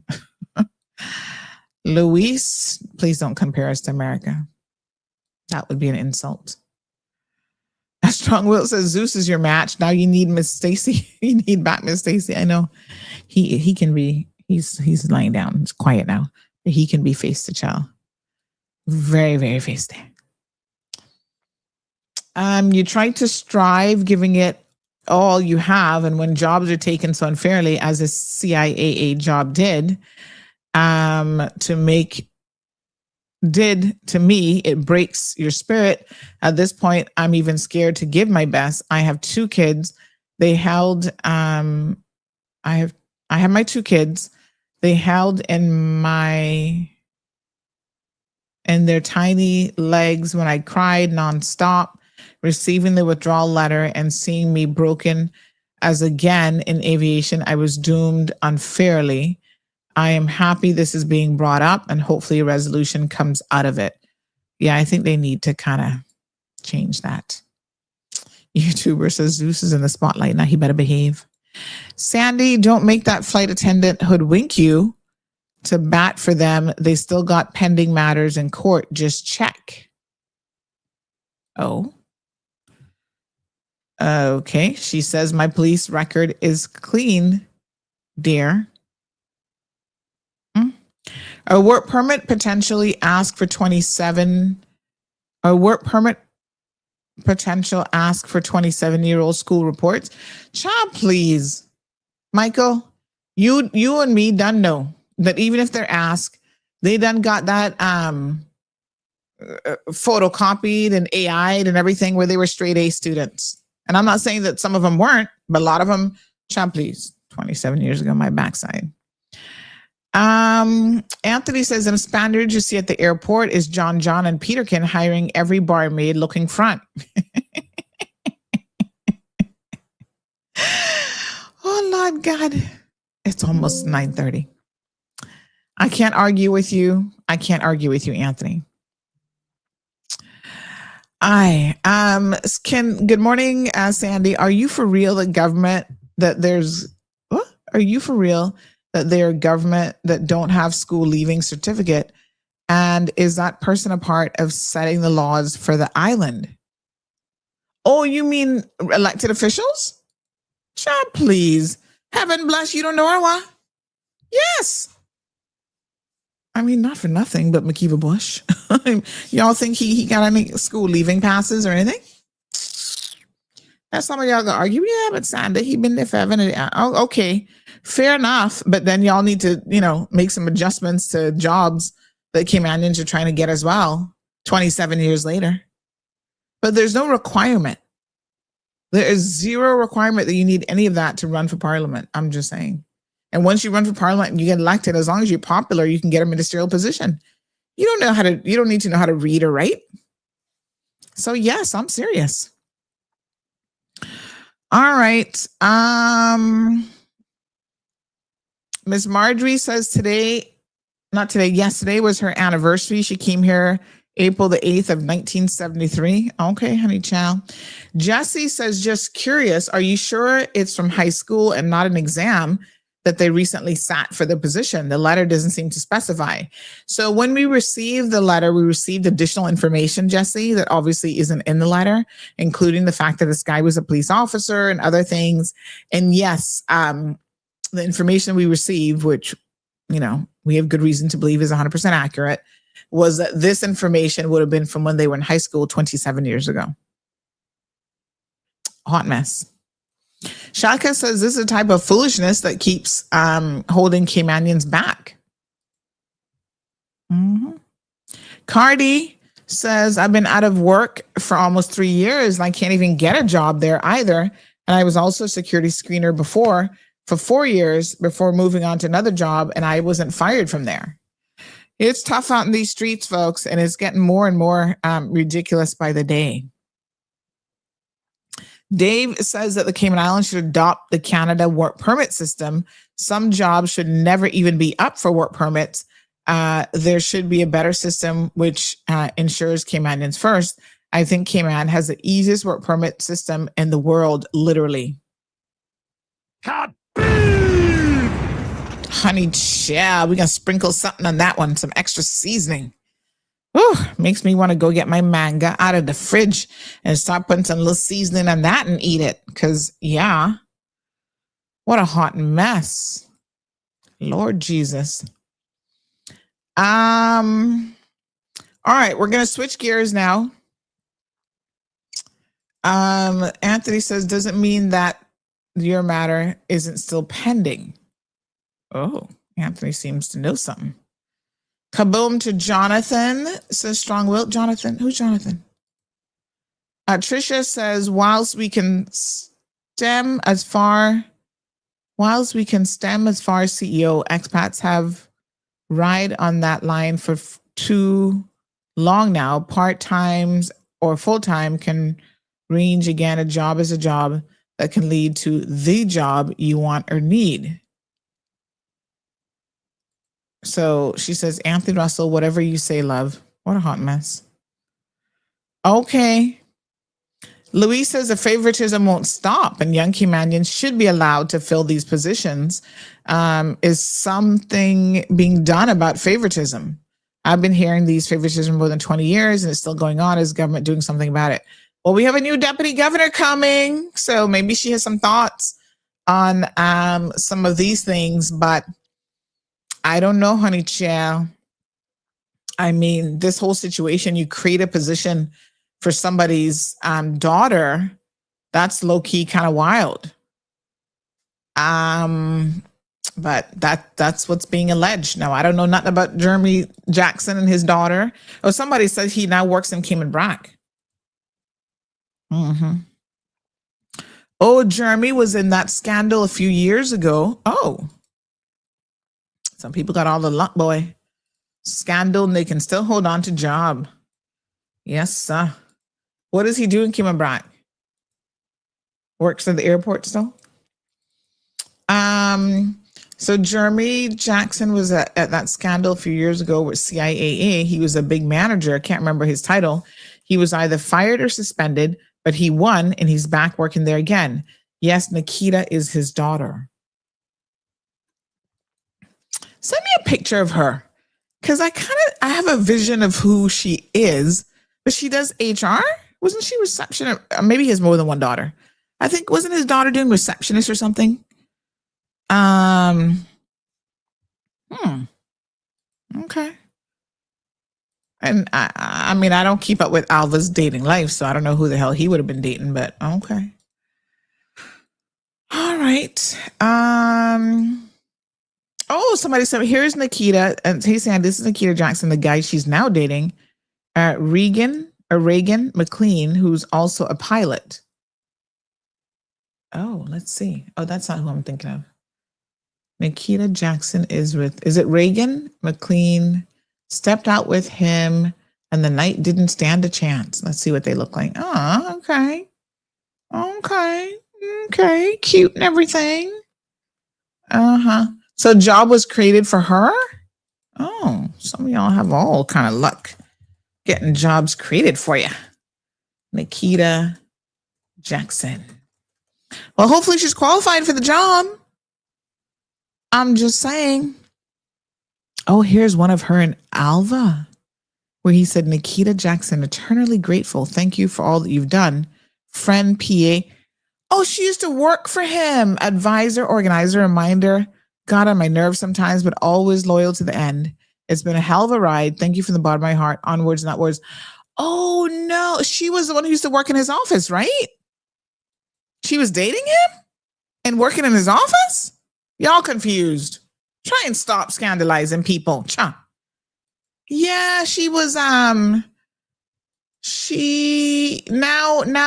that he said that, I'm remembering, she was his political assistant, right? You sure he was dating her? That could never be. Oh my God, y'all really believe in shitting and eating where you shit? What the hell? Thank God it's 9:30. Don't worry, I knew it was 9:30. Oh, she's a pretty girl. But Alva's in the house. No, she wasn't dating me. Oh, phew. Thank God, Alva. I was going to say, what the hell is wrong with you? She was my PA.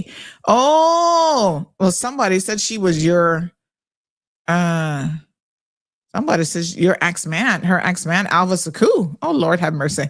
Thank you, Alva, for clarifying it. She was your PA. Yes, when I saw that post just now, I was like, that don't make no sense. Okay, well, thank you. Glad to hear somebody got standards around here. But the allegation is that a job was created for her. Well, I mean, she's a Caymanian, and I think she did a good job in Alva's office. So, I mean, you know, and I hope she's doing a good job as HR assistant. And what I want to say now is, please, can we have some changes over at CIAA? So here's their management team over at CIAA. This is the HR team. But you know, a lot of these HR managers, they do take care of their people. Like, you know, if they've worked for people, I know like Dawn and Carla, for example, they both worked in the ministry. And I guess when Dawn moved over, she would have taken, I think that's Carla next to her. She would have taken her with her and so on. So these are the people now that, oh, look at my little travel friend. I didn't know that's where she worked. So this is the HR team at CIAA. So we have Carla Martin, yes, Human Resources Supervisor, Employee Relations, Dawn McLean Brady, who's a Chief Human Resources Officer, Martha Bush, okay, Miss Martha, Training Coordinator and Human Resources Officer, and we have Sharon Ebanks, okay, that's a travel buddy there, Human Resources Manager, and then we have Nikita Jackson, who's a Human Resources Administrative Officer. Yeah, she posted that these incredible women go above and beyond to foster diversity, inclusion, growth, and employee satisfaction in her workplace. Thank you for all that you do. Well, I might have some questions now about the diversity in your organization. I might have to do a little FOI. But thank you, Alva. He said that somebody is mistaken. Thanks, Alva. We appreciate the clarification.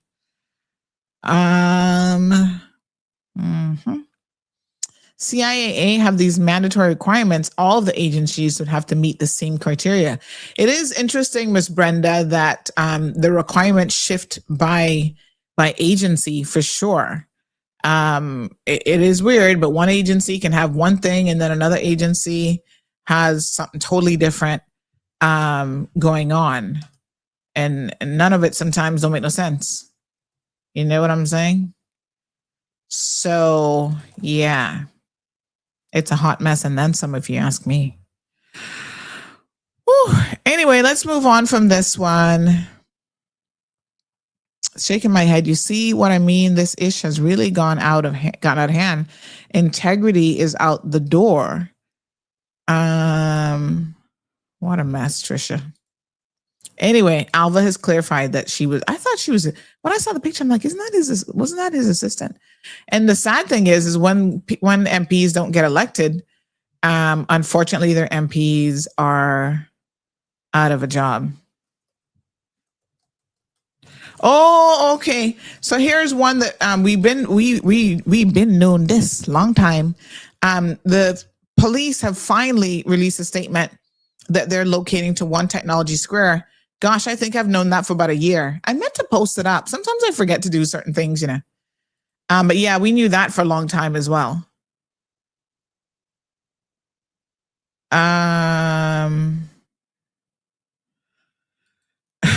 So this person has a comment.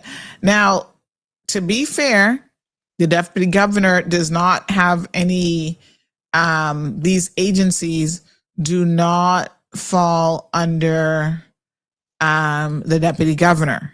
But this person makes the following comment. So they say, Auntie Sandy, you can count on Gloria Matfield-Nixon to not change one thing with the civil service. Same old incoming. Just another one they will step on. Nothing will ever change around here, from CIAA to HSA to the port to the dump. Now, CIAA is its own entity, so that does not fall into Gloria. HSA is its own entity with their own HR manager and everything. That's a health services authority. That does not fall under Gloria. And the port also is the same thing. Now the dump, I can't remember. I guess that might be core government, I think. But all of those are not core government. They're like SAGCs and whatever. And so y'all need to talk to the ministers and the boards about, trying to fix that ish. Oh, Miss Martha is no longer with them. She retired and is only working part-time with another company. Oh, okay.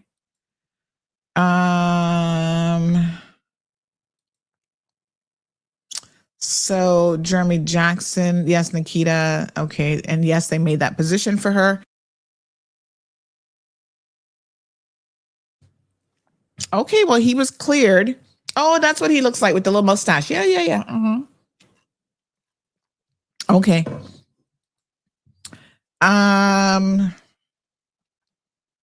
Jeremy Jackson's long road to redemption has taken more than 2 years to traverse, but he has finally made it. Oh, he was CEO of the airport authority, and he was fired amid allegations of financial misconduct related to authority expenses. Importantly, these accusations were never proven to be true. No charges are filed, no arrests are Oh, Lord have mercy. No, sir. You can't, you can't really have, listen, you can't be making these false allegations against people. I mean, if they were never proven, he was never arrested, it is what it is. So the dump falls under health.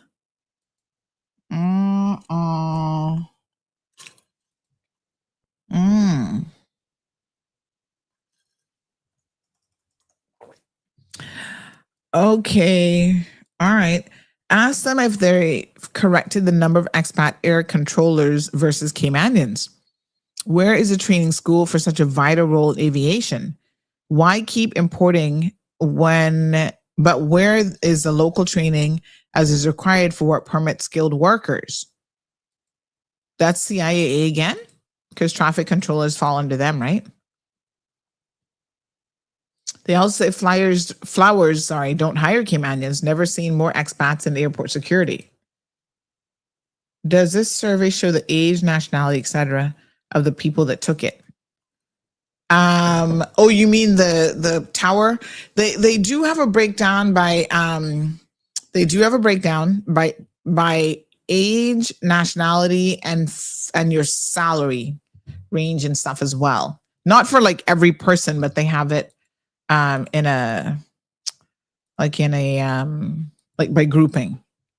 So, for example, they can tell you that Jamaicans love CMR. Doot, doot. I think sometimes the conclusions that they come to, the insights that they come to, are kind of interesting. Because let me give you one thing. So they said that the local news ecosystem is highly concentrated. They claim that Cayman Compass owns authority, Cayman Mall Road owns visibility and conversation, while everything 345 benefits from exposure without leadership positioning. Print is not likely the most effective channel as a tech driver. Duh, I think anybody could tell you that. But then they said, based on nationality, CMR, Cold Hard Truth remains the most listened to talk show. And Sabrina Speaks, doing well. She came, and she was only like 6 months in when this would have been done. So that's quite good. And they say that 59% of our listenership is male. Doot, doot. Go on through, you men. And then 51% female, which is interesting because over the years that has changed. We used to have mostly female listeners, and now the men are slightly outpacing them.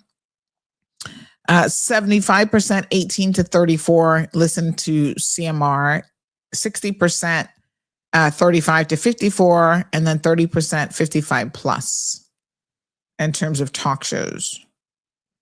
So it says that the Cold Hard Truth skews younger within a talk show audience, while Talk Today and For the Record gains strength with older listeners. Males seem more likely than females to listen to For the Record, which is kind of interesting. And then education-wise, we have high school graduates, 53%. College graduates. What's the highest group for us? I guess it's kind of, that's a little bit confusing. What is that? I need to interpret that information. But salary wise, it's almost a split really, because it's like 54% less than $3,000, 3 to 6 is 46% that listen to this show, and then more than 6 is 46%. By nationality, it says there's a strong concentration of Cold Hard Truth listeners among Jamaicans. Whoop, whoop. Go on through, Jam.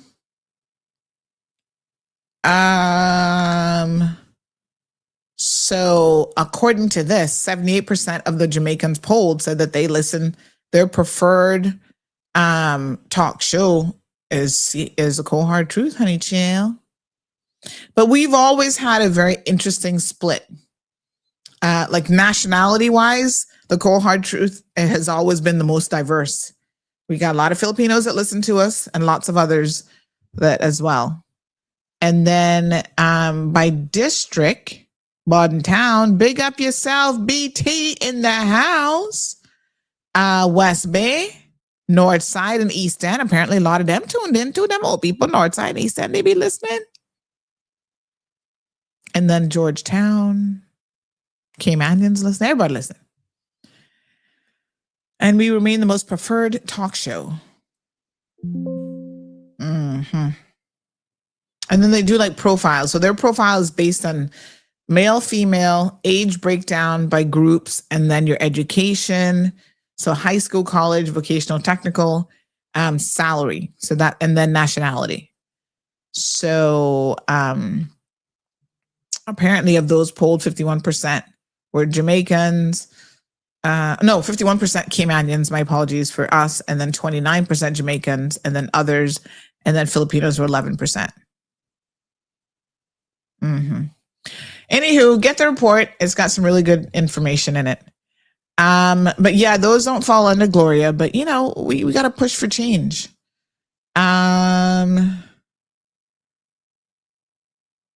Oh gosh, Anthony, you know this woman? You all up in her business? Go check the November 13th or 14th court list. Explain that. What? Anthony, you going a little bit hard for this woman. Do you know her? Well, she definitely needs to do something with DEH department because they need plenty cleaning up there, and also teach their staff about cross-contamination and have proper sanitation facilities. You mean, I'm confused. Contamination where? When they're picking up garbage? Or what area of DEH? I think we might need some clarification. What are the criteria used to arrive at these results? Social media? Well, you have to read the report in terms of how, because they go into quite a bit of detail about how they, I need to ask Ms. Lynn to sit down and do an interview, but they do go into a lot of details about how they poll people randomly. So they don't poll them on social media. They actually call people and stuff like that. So they actually talk to the people and ask them the questions. Anthony says, how you mean? We love sus too as men. Apparently. Honestly, some men love sus more than women. Y'all be down for it. All right, let's talk about Bia briefly. I don't really want to get into a tit for tat with this woman because honestly, when you see a train wreck, sometimes you just got to leave the train wreck alone. And that is, Bia is one of those people. She's a train wreck and then some, and she really loves the attention. I noticed, funny enough, yesterday that despite her going on about, CMR didn't help me and she's up in her feelings and blah, blah, blah. Apparently she loves her CMR and she has more than enough to say. And she's always on CMR, liking comments and whatever. So I saw her on there and I said, oh, you got time for us? Girl, please go take several seats. She's in her feelings because she said I called her a bitch and a whore. And correct me if I'm wrong, but I didn't actually call her. Zeus he's dreaming. I just heard a little noise coming from him. I didn't actually call her a bitch. I mean, not for nothing, but I didn't. But did I say she was a whore? Yeah, I did. I said puta. Same thing. Why would I say such a thing? Because it's true. Can you just own it? Listen. If you're going to be out here living your best life and men are supporting you, right? And that's your vibe. The least you could do, in my humble opinion, is take ownership of that. Wear that hat loud and proud, right? That's my position. If you're going to do it, no need to hide. Wear it loud and proud. And child, I've had a quick glimpse at her social media, and let me just say, she's a hot mess and then some. Really and truly. Does she even work? Does she have a job? I mean, for some of y'all, whoring is a full-time job. I mean, I get it. I understand. But I mean, other than that. But what I have come to understand, and I wanted to put this out there, right? Because some of you are like, Sandy, this is wrong of you. I didn't expect you to not support a victim. Look here now. Look here. Don't confuse the shit with the shit, okay? Y'all need to understand a couple things about me. And if you don't understand it, that means you probably don't listen to the show enough to really get the pint. I will support the underdog, abuse victims. No. Nobody, I got ride with an abuse victim as long as the story is accurate and true.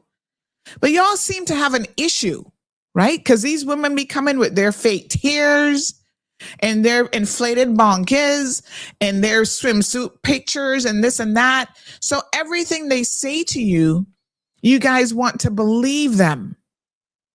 And I'm not that gullible, okay? If someone says, they're a victim of abuse, I give them the benefit of the doubt until I know better. What I will say, and again, I'm not swearing for her ex, his name was Jeremy or whatever, Apparently they were never even married. I don't know why I thought they were married, but I'm not swearing for nobody. But you know what? Yesterday I was doing some further fact checking, and the more I hear about this woman, the less I believe that she's a victim. I believe that she is playing the victim card in order to justify why she should have her son. And the courts are not being fooled by it. Right? And so again, I beg you guys to recognize, as someone who sits in court a lot, I'm not saying that they're perfect and they get it right all the time, but they know a lot of details and they see a lot and they know more than me and you. That's why sometimes I have to sit down and read the court files, because what people are saying out in these streets don't make no sense. So what I'm telling you all now is that this woman is not what she is making herself out to be. And if you guys feel a way that I'm calling a spade, even though it's a woman who is claiming to be a victim, here she is. You would even discuss my looks is insane. I'm a bad bitch. Always been a bad bitch. You a bad bitch. That part is right. You a real bad bitch. Yeah, that's what you got time for. So y'all need to pay the fuck attention. Pay attention now. Classes, this is hardcore FAFO moment. Pay attention to what I'm about to tell you. These people out here bad bitching their lives. You know why her child was taken away from her? Because this bad bitch, she's more concerned about dressing up and being a bad bitch than being a good mother. And yes, I'm going to call a spade a spade. And I don't give two fucks what Bia could go run and which next TikTok video she gonna put up about, Ma Road, you're saying I'm not a victim, but look at what he did to my head. Why you don't tell people the full story? Why you don't tell people that how all of that went down? And you see, I'm glad I got people who can tell me stuff and I can go read a court file for myself. Because you know what these bad bitches out here doing? What she did was she locked the door, her and her friends locked the door at the bar and was beating up Jerome. Is his name Jerome Miller? Was beating up Jerome's girlfriend at the time. And that is why she ended up getting a fuck lick, as my aunt Pops, they say a bitch lick. You need a bitch lick. She ended up getting a bitch lick and he pelted her with a fucking rock because they were in there locked up and would not open the door and was beating up his girlfriend. That is what happened. That way he took and pelted her with a rock. I would have been, personally, I would have been saying, yo, this is self-defense or in defense of another. So this is where now you see the story starts to make a little bit more sense. Yeah. Now, like I said, that probably wasn't the best way of handling it. But that is what went down. This was a situation of, this was a fight with multiple people that really got out of control. There's not no domestic violence situation where he's like beating her in the privacy of their home. She's a fucking liar. And I hate nothing more than a fucking liar. Because they will make you be sympathetic to their plight in life and they playing the victim card. And you know what that does to real victims out there? Women who are really being victimized? It undermines their stories. It makes them less believable when you have people like Bia coming here making up shit. How the hell you gonna take and lock the door to a bar and start beating up Jerome's girlfriend and think that he was not going to intervene and give you one bitch lick? You're lucky that's all he did to you, to be honest. That is horrible. Y'all ganging up and assaulting people. But you see, I know that Bia not no victim, because from the second Caymanian women start reaching out to me and they say, Auntie, this woman is no. You don't understand what you're dealing with. And I was like, really? They're like, they were traumatized by her.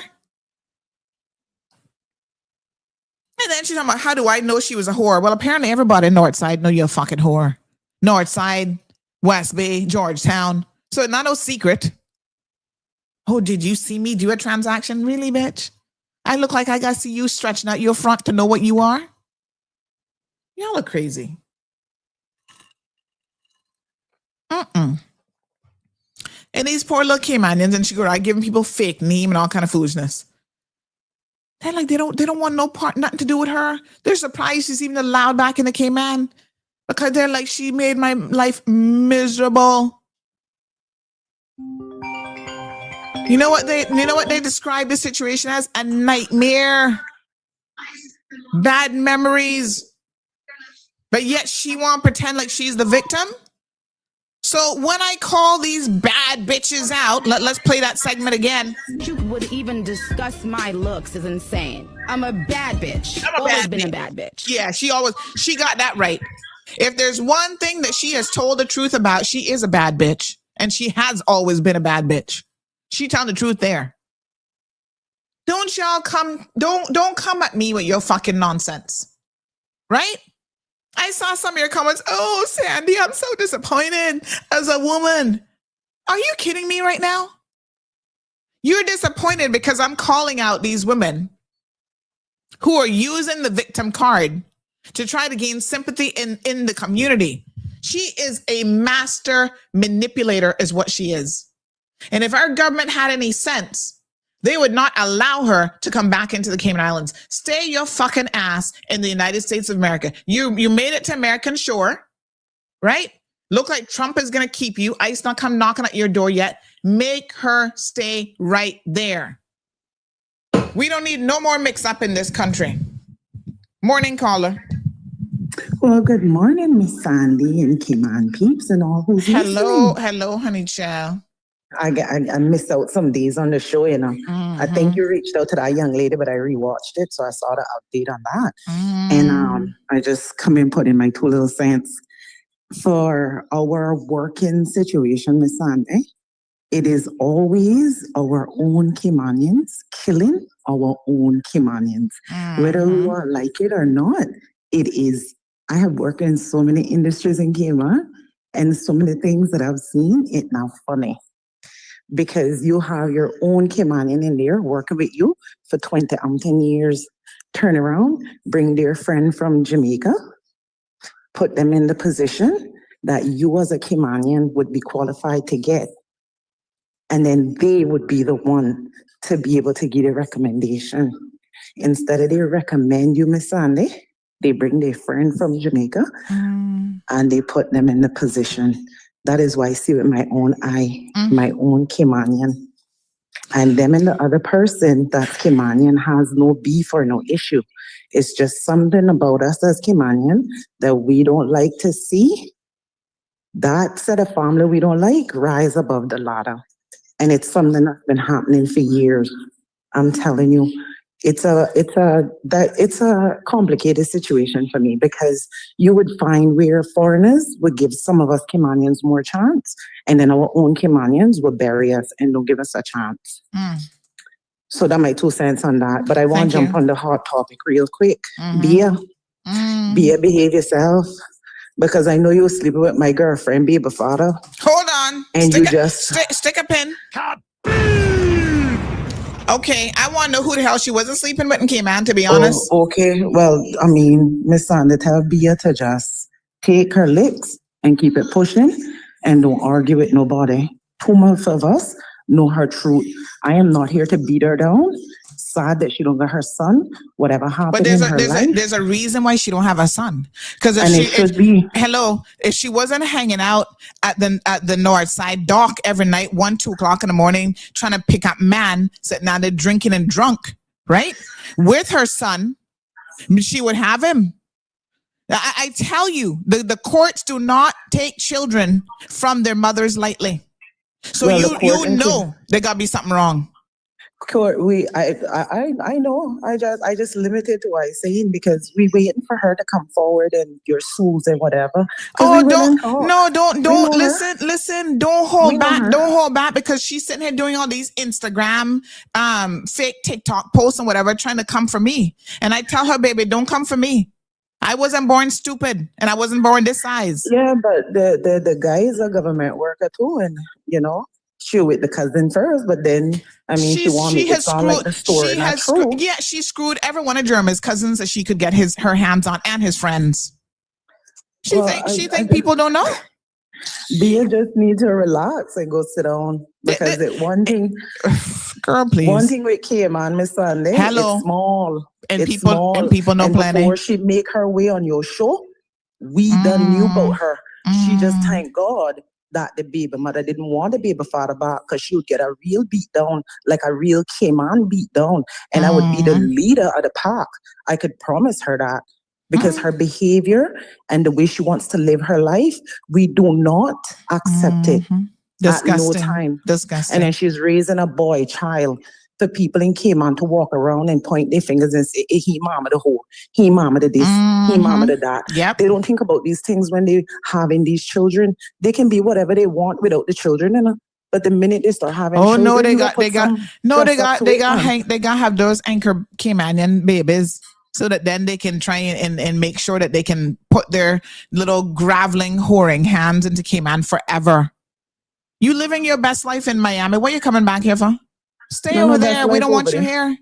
No best life over there. Because on her video, she say, why you trying to stop her from coming back to Cayman, and what she did? If Cayman so bad and Cayman men so bad and Cayman people what so you, bad, what you want to come here for? Exactly. Come back they far. We sick of them, Miss Sandy. We just sick of them. Cayman is a stepping ladder for them. And instead of they turn back and give us water and little drink, they want spit on us after we bring them out of whatever they come out from, and they come in our territory, and we help them to be above what they coming from. It's still that turn back and want to spit. Everybody going to experience bad experiences where they go in this world. Everybody, some want to talk about it, some want to keep it secret. And for Bia to be sitting down there and talking like our men is the worst type of men, I just got one then question why she how much beating she was getting before she come here? That we need to ask her. How much ass whooping she was getting before she come here? Yeah. You hear what and if they're so horrible, let me ask her another question. If they're so horrible, why she keep fucking them? Maybe you should just leave them the hell alone.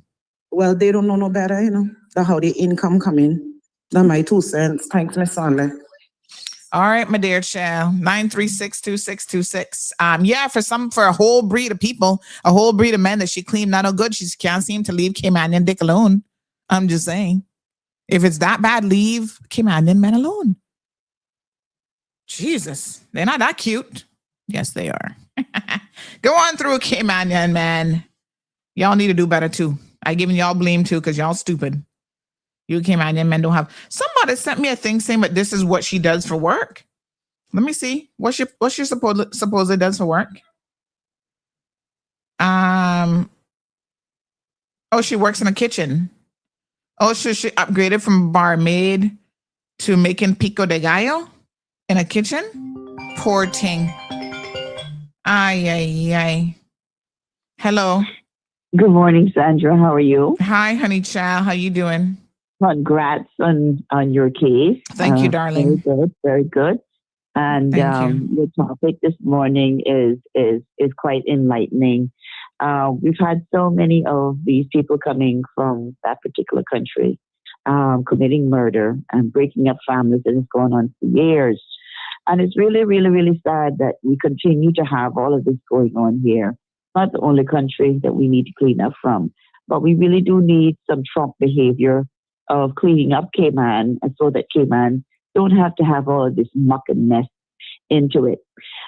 Number two, quickly, I am happy to hear that Gloria is going to be our deputy governor. Mm-hmm. Will she be our very best?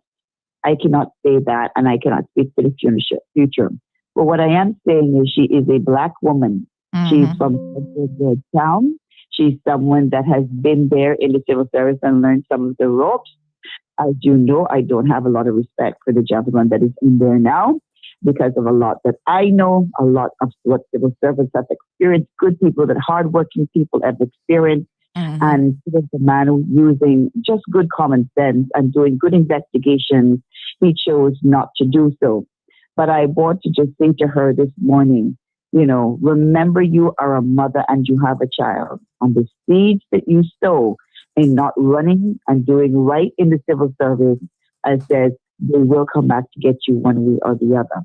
So I want to say congratulations to her, because that's who I wanted out of all, because I would not want the other woman, which was her colleague and is a colleague of her, to actually get it, because that woman... Was there another woman? Yes, the policy advisor to the DG. I understand she also applied. And let me tell you something, I thought hatred, but what that woman put me through, it's hell. You hear what I tell you? And I'm not ready to share that story, but I will share those stories as time goes on. That's another Caymanian. Yes. Oh, okay. Yes. I remember hearing that name. Another Caymanian. Yes, exactly. So I want to also big up the young lady that just called you and said exactly that. Cayman has gone through a metamorphosis change where we want to destroy each other. We are not helping each other up the ladder unless we're sucking up to our political person, or we're willing to do something worse. Like when I was approached in 2000, that, they would promote me if I was willing to lie with them, and how they would give me a great promotion if all I had to do was to do whatever. It went on for 2 years. And when I said no, and the weekend came up, it was a big holiday weekend came up. My wife is going to be out of town. And I said, well, I don't know where you live. I did, but I said, I don't know where you live. Show me, please give me a map of where you live. And I got the map. It didn't show up because I didn't need to be promoted. I even asked if this, what position would you be giving me? Would you give me an assistant chief officer position? No, hell well, I'll give you a deputy. You see, I'll give you whatever you want, including all the sexual ramble and all the other garbage. And I said no. And the only person that I actually went to was Gloria McField. I sat with her. I cried. And I told her my story. And she was the only one that offered me, her and Joy Bastille, offered me a word of comfort and did anything about it. And I praise Joy Bastille this morning because she sat with me. She held my hand. She cried with me. And she brought me into the ministry, which under her was peace. And under everybody else was damn hell, including what Roseland England put me through and bringing me into that ministry. And you know what? I don't have no hatred for anybody no more. I have peace for them. But what I do deserve is for people to recognize their mistakes. It's just what God told me in a vision in 2023 when I called and said, God said you're coming back in. But he says there's things you need to make right and apologies you need to make. And if you don't make them, the next time he has sent me a vision, you're not going to like what he tells me to tell you. I told him he was coming in years ago. You don't move people. Trust people with your children. Have people take care of your children. The most precious things you call on earth. Not just him, but the chief officer at that time. Them taking money out of your pocket to help families. You do not have them calling you in the middle of the night to ask for help when they're going through problems with their family, and you're there as the rescuer, as the star. And what you get in return is spit in your face. And this is what the deputy governor failed to listen to understand, to investigate, to see what that person was going through, to say, no, not under my watch. This is somebody else's child. And they should not be going through all of this, because if they read the PMSL regulations and they read all that stuff, bullying, all of that unsafe behavior, all of that babysitting, all of that coming or waking up in the middle of the night to take someone, a drunkard, from one bar to the other, or bringing them in your home to sleep, all of that was not in your job description. And not also being raped, trying to be raped in an elevator was not there, and you close a blind eye. So please, Sandra, you definitely need to have a show where you try to expose a lot more of what Caymanians are going through, not just in the civil service, but around this country, because too many of our Caymanians have either swallowed the 5G behavior, all of the radiation, it's the food we're eating, it's the water we're drinking, and a lot no more, a lot I'm not going to say, but I know much more what is happening in this country. We are all turning against each other like we're all against war. This is not the Cayman kind that I grew up, where we shared, where we looked out for one another, where your mother could come to my mother's house and get a plate of food, or leave her children because she was going to a bar to have a good time. And next morning, nothing was heard about it. That's not the Cayman. That's not the Cayman we are. Because the kind of things that I was asked to do, to help people when their daughter had a broken foot, to help them along, to speak up on behalf of people when they were going to be fired. And the next thing you know, these are the same people that turned on me and wanted to bully me, wanted me to fight them so that I would be fired, and the lies told all along with it. Not one proper investigation was done. And had it been done under the present DG, more would have come out, and he would have had documentation to prove it, along with telephone conversations to prove it, and the profanity and everything else. But no, he was not interested in that, because like I said, if you have to be in a certain category when you are going to get any help. And it's very, very sad. And I pray and hope that Gloria does not go down that line, because people are smarter, because I have spoken out. People are smarter, and they're understanding how they must how they must gather evidence, and how they must tackle the situation with good attorneys. So take care, and all the best. Thank you. Thank you, my dear. I appreciate it. Take care, darling. Bye-bye. All right. Boy, there's definitely a lot that's going on. Oh my gosh. What a hot mess. All right. I'm going to go ahead and wrap this up. I want to say that, again, people know Bia. And if you don't know her, you'd be inclined to, want to believe her hot mess. Like I said, she grabbed on to a video of someone else who seems like she's having some issues. I don't know the extent of her problems, but what I do know is after we reported on her being a potential victim, that young lady, they're doing these videos. Then all of a sudden, this was a young lady that Bia was claiming was from Honduras. And a lot of people said, no, she's not from Honduras. She's Canadian. Again, a lot of people are like, well, what does that matter? Well, it matters when somebody gets on a platform and gives you misinformation.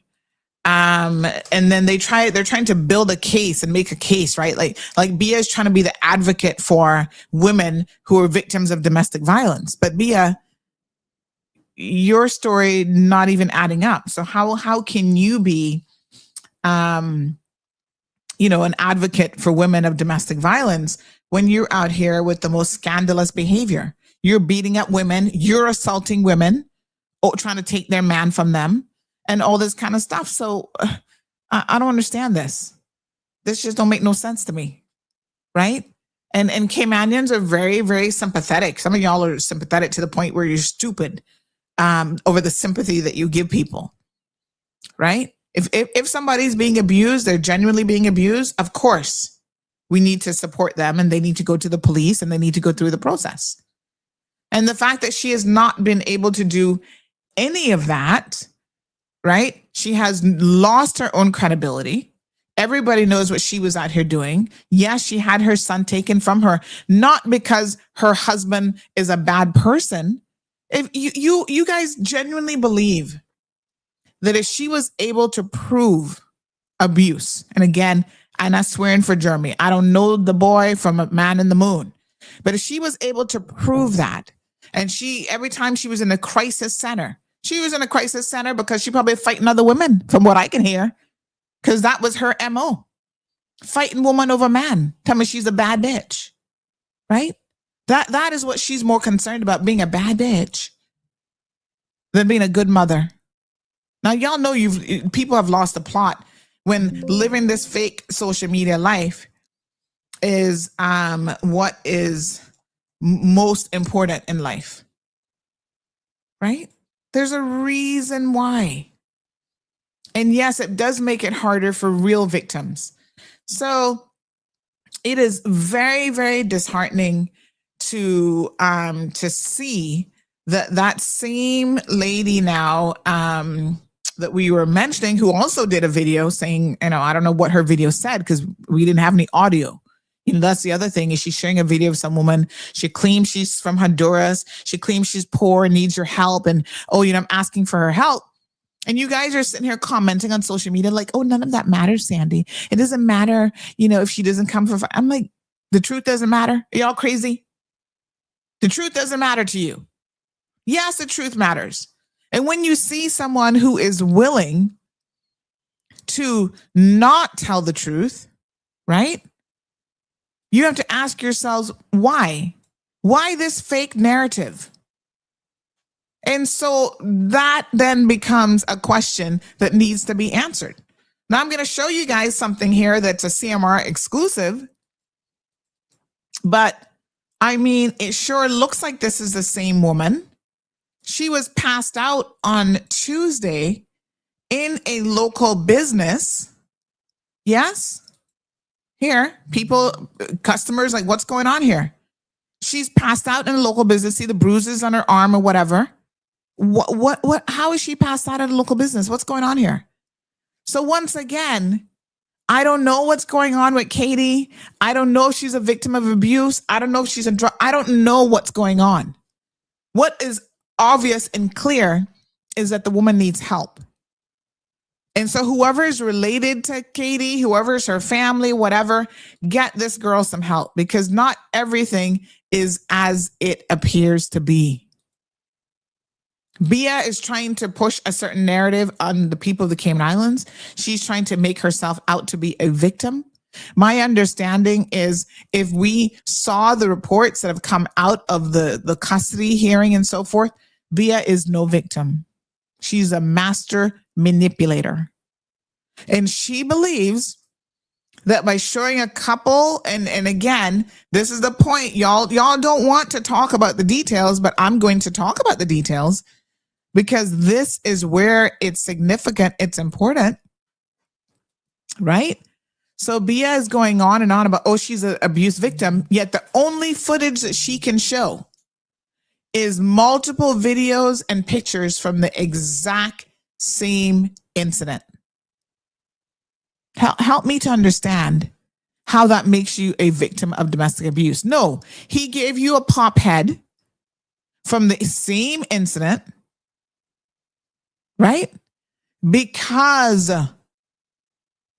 you locked the door of an establishment, of a bar, and was in there with you and your friends beating up his girlfriend.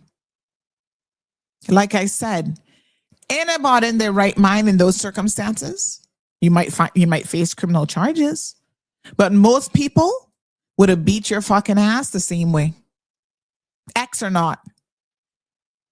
And so you can't now turn around and use those photos. Let me try and see in videos of that singular incident. She can't show another single picture of where this man supposedly abused her. Those are only pictures you have. Come on now. Really? I'm not buying it. I'm not buying it. Some of y'all need to have a more discerning spirit than you do. Y'all believe any and everybody who wants to come to our shores and make up foolishness. Good morning, caller. Good morning again. Sorry to call you twice. No problem. But since you're winding down, I want to leave you and your listeners with something. Mm-hmm. And this is especially to your male listeners. These women come to Cayman because there's no other country that will give them a visa. That's where they land on our shores. Okay? Mm-hmm. And they come here and they are used to their kangaroo court where they're coming from. When they get to Cayman and they realize we actually have laws and what they're used to getting away with in their countries, guess what happens then? They then make sure that they are on hands and knees for people in jobs of authority. They then coach them as to what they need to do in order to get rid of the Caymanian man, but he can't get her sent off the island.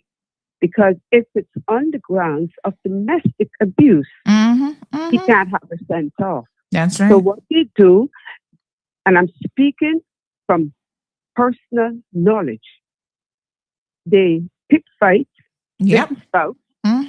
They will actually go out, be with another man, have him scratch her up and so on.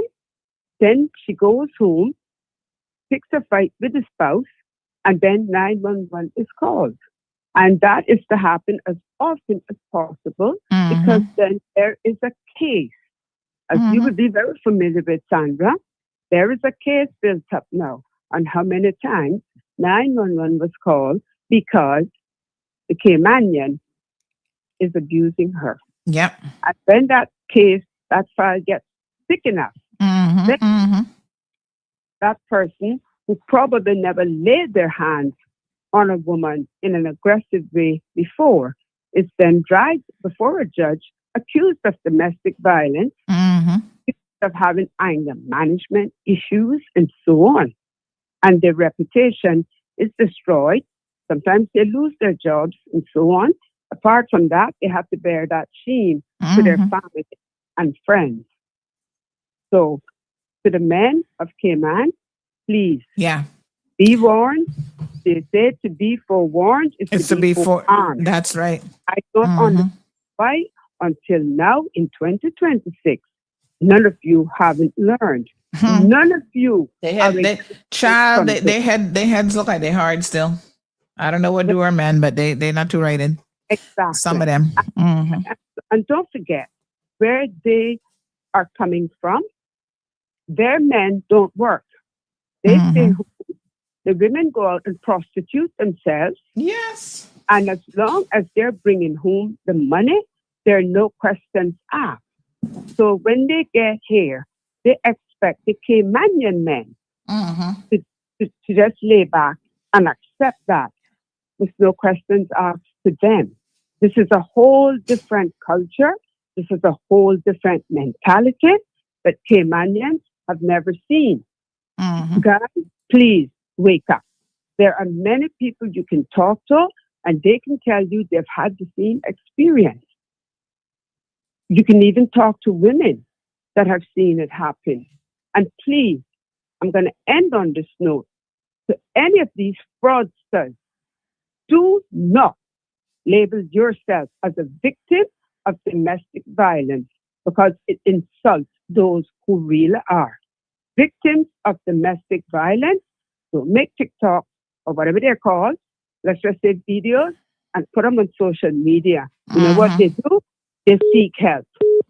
They make reports to the police, even if they're not believed, even if nothing is done to their abuser. They are not brazen people that are going to get up there. Okay? And while she's busy, you are a victim of domestic abuse. You are less than a person. No, she has more time to be posting about what CMR isn't doing for her and how we wouldn't respond to her messages than actually showing where she went to the police and went through the proper channels. That's because she didn't do it. Well, when I saw the article, my first question was, well, what was CMR supposed to do? I would love to know. I did not realize that CMR was the investigator, for bringing charges and carrying out investigations. I thought about the whole thing. Like I said, there are too many of them here. And what somebody really needs to do with her is to get some of this stuff sent to the U.S. immigration. Yep, I agree. That's what they need to do. Come I on. don't know if it's backstage.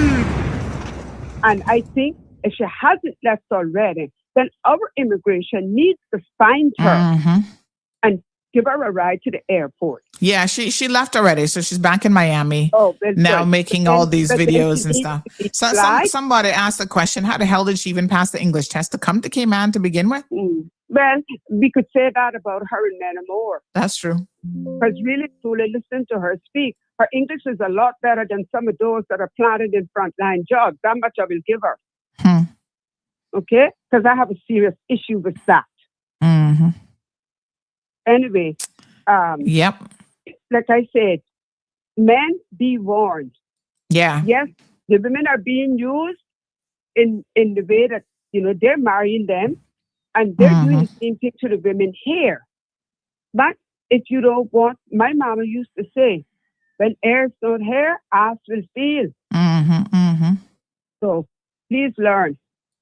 Please learn. You don't need a man or a woman to make you a person. You have to first learn to stand on your own 2 feet.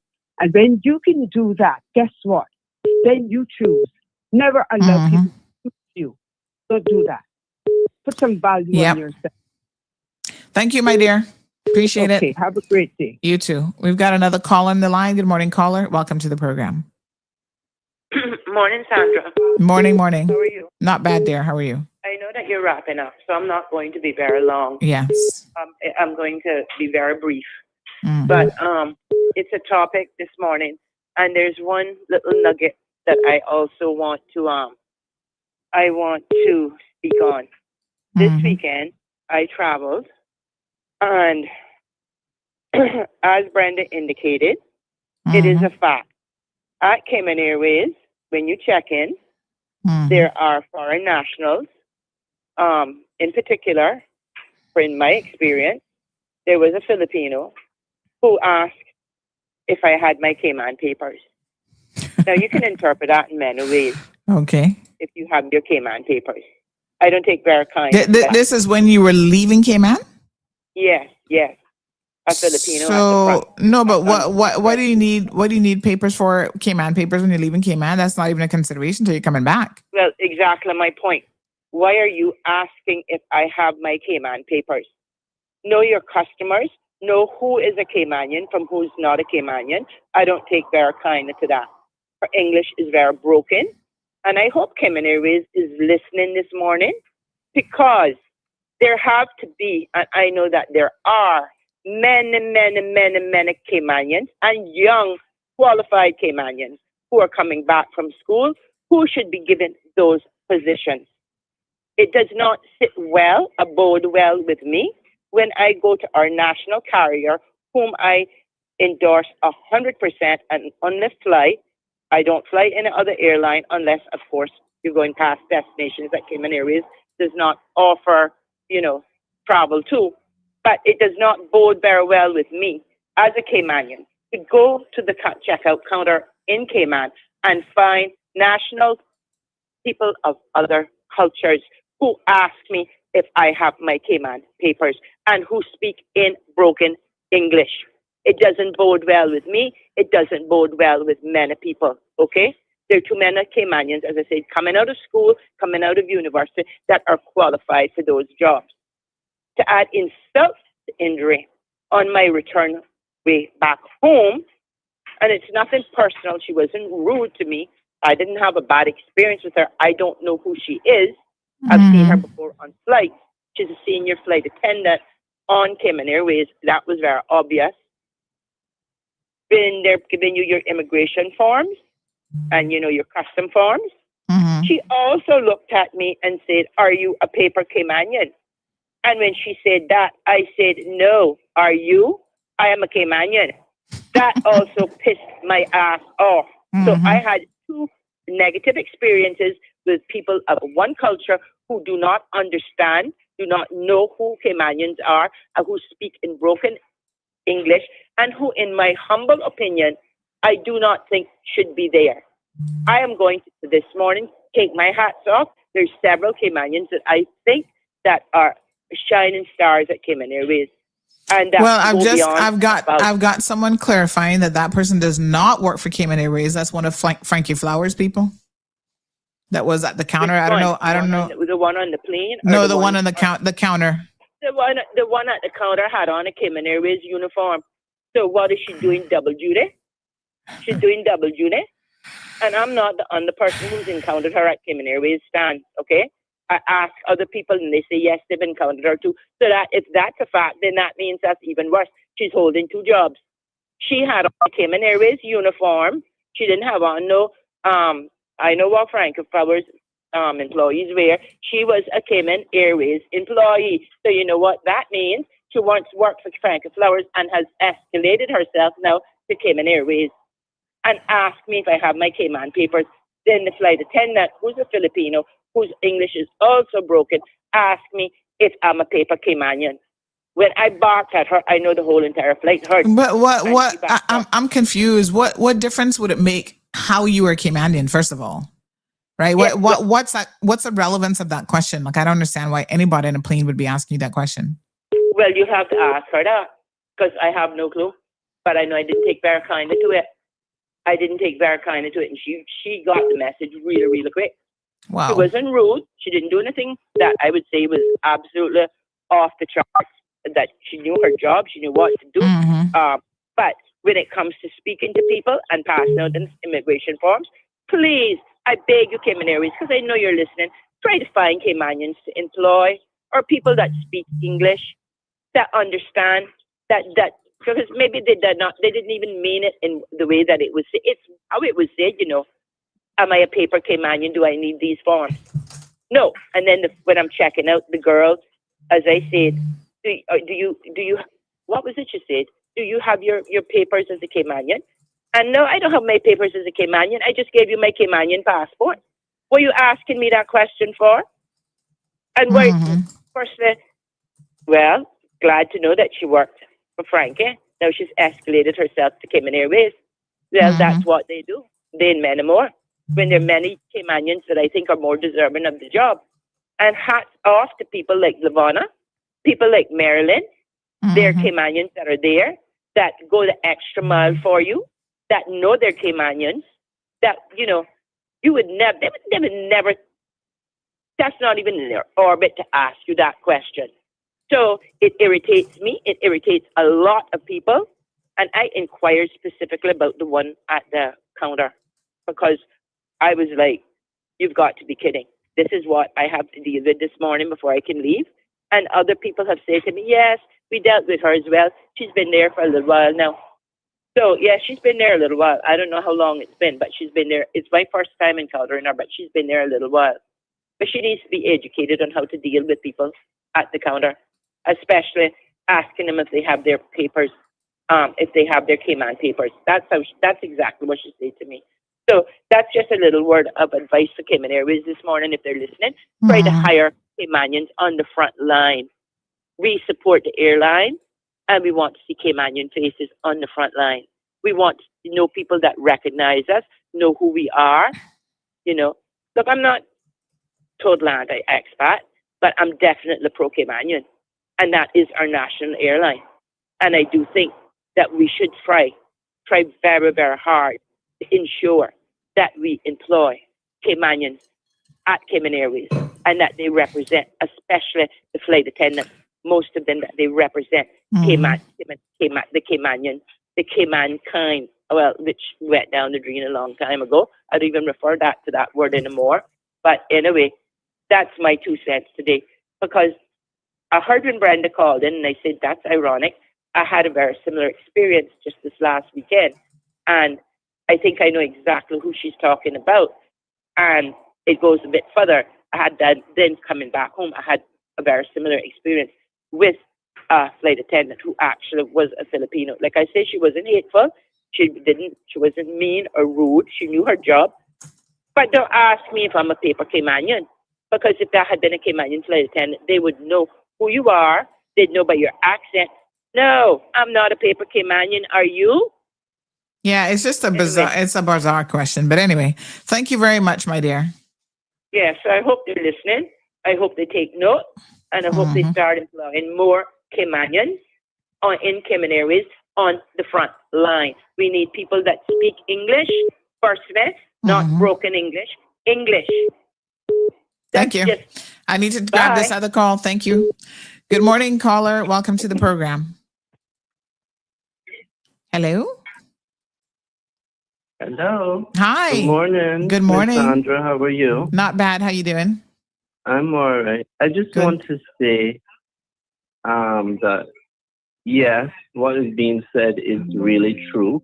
It's sad that you have experiences like that. But I will just tell you one quick experience I had at Kirk Home Center. I came to the counter, this was 2 months or so ago. So with my purchases, a Filipino cashier at Kirk Home Center looks at me and said to me, you look Filipino. You? And I said, I look Filipino? And not the last Filipino? Not the last time I saw you, but anyway, okay. I said, I look Filipino and sound Filipino. I said, sweetheart, that is an insult to me. Oh, Lord Jesus. There was there was a Caymanian lady behind me. There was this white foreigner behind me with another customer standing behind the line I was in. Over to the left of me were two Caymanian ladies. And Sandra, I let that Filipino woman have it. I said, how dare you insult me as a Caymanian in my country? I said, I do not look Caymanian. I said, I do not look Filipino. I do not sound Filipino. I said, you know what needs to happen to you? You need to go back where you come from and learn some respect about where you are. So here is the white man in the line. I don't like the way you're talking to her. Sandra, I went off on him. I said, excuse me, would you like to be the next one on a plane out of here? Is this conversation between me, you, and her, or me and her? I said, get your manager down here or your supervisor now because this is ridiculous. I said, I come to Kirk Home Center all the time to purchase stuff. I haven't stolen anything out of there yet, and I don't intend to. Miss Mary came, and this is all I got to say about Miss Mary at Kirk Home Center today for Miss Mary ears to hear it. Miss Mary came, Sandra, listen to what I had to say with some other Indian supervisor, and Miss Mary looked at me and said, go on your way now. The lady that stood behind me waited till I came out of Kirk Home Center and asked me, what did Miss Mary do? And I said, Miss Mary did nothing but listen. She said, that's Miss Mary. The other two young Caymanian ladies that were on the left of me said, you tell her exactly what she needs to be told today because they said, this is our country and you are in it. Some of these people that we have imported here, Sandra, needs to go back to the slums where they come from. Period, full stop.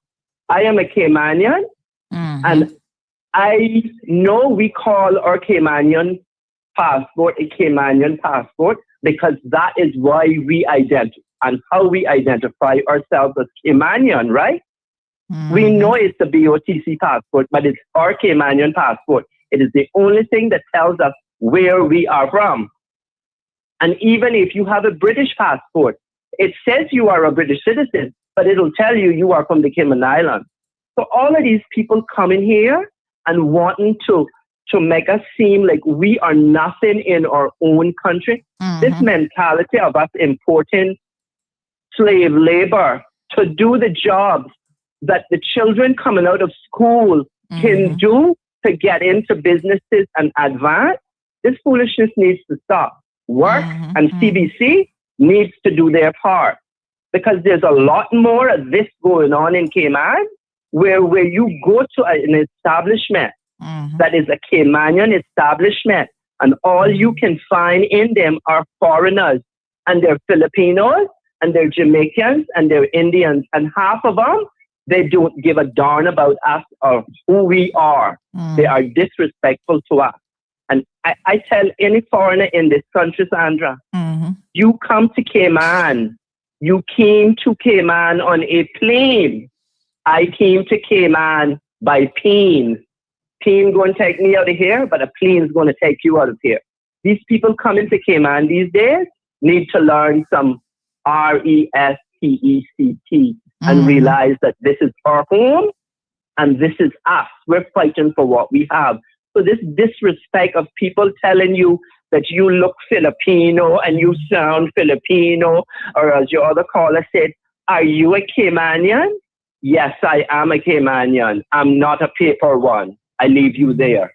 Have a good day, Sandra. Thank you for all you do.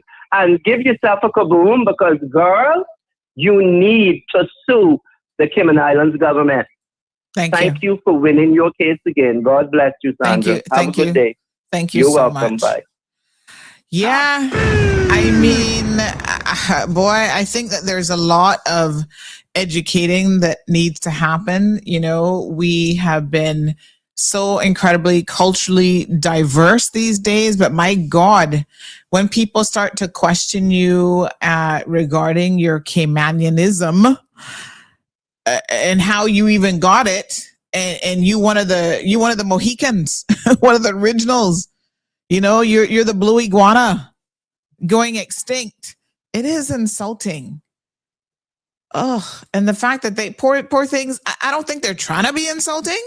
They just don't know no better, but somebody got to teach them now, you know. We got to start having some coming to Jesus moments that you don't walk up to Caymanian and ask them, how are you a Caymanian?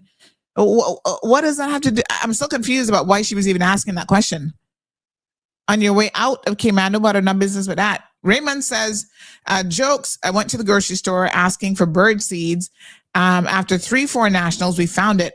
Response was they didn't understand me because I talked funny. What a hot mess. Seriously? I had one recently, just yesterday. In fact, I was called in an order. I'm going to speak to the business owner because this is where we need to give feedback to Caymanian business owners, right? Poor guy, I must have said Sandra like 5 times, and he thought I was trying to order something else on the menu. Now, I know you're not going to Sandra in the menu to eat, but he just did not understand. I'm like, okay, I gave him what I wanted, the 2 items, and then my name. And then he asked me how to spell it. I was like, what the fuck? It's not a very difficult name. Lord Jesus. We going from bad to worse, folks. We are going to from bad to worse. Brenda says she was hitting on him. She's looking at husband. That's my take on it. Who hitting on who? Oh, speaking of husbands. Okay, let me put this out there as a point of clarification.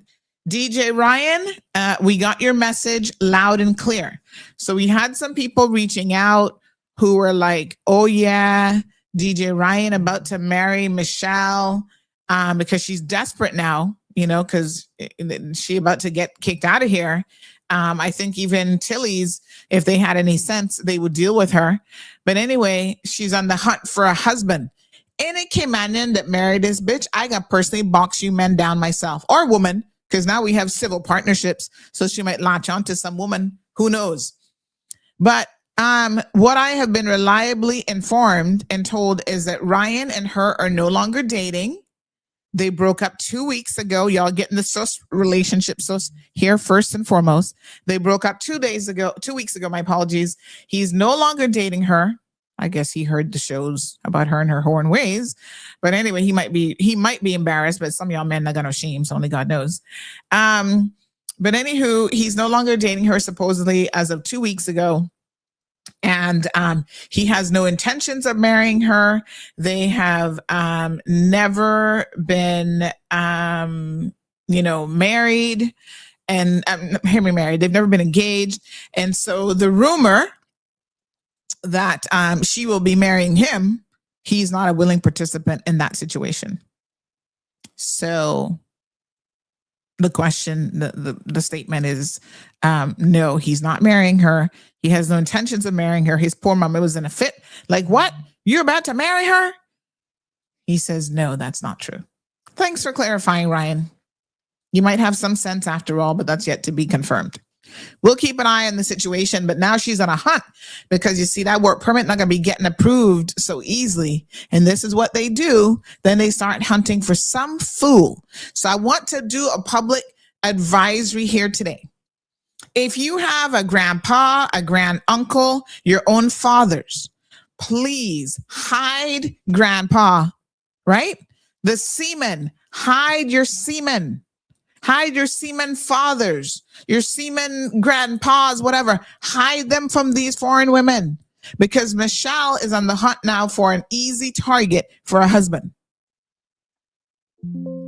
If you weren't WRC, hide yourself. Okay? Because God knows she's on the hunt to be able to stay in the Cayman Islands. We don't want her to stay here. We don't want her pornography brother to stay here either. They both need to go. Okay. Y'all need to stop marrying him. We got to start putting up wedding photos. Miss Brenda said, or your young son. Yes. Dawn, go hide everybody. All Caymanians try and hide these men that don't have no sense. What a mess. Oh, yes, Miss Anita says, watch out for those anchor babies too. True.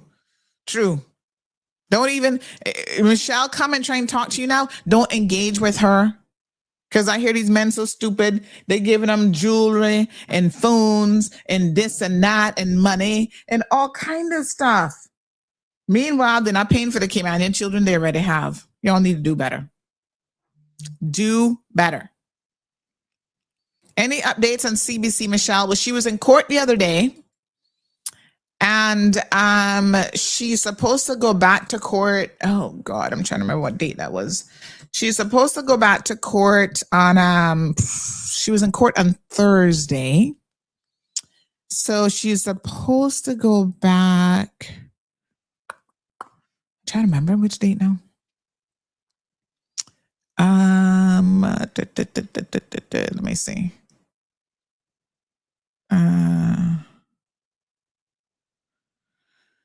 I think she's supposed to go back in a couple weeks' time. So she has certain bail conditions, including she's not supposed to like go at the primary residence without an escort.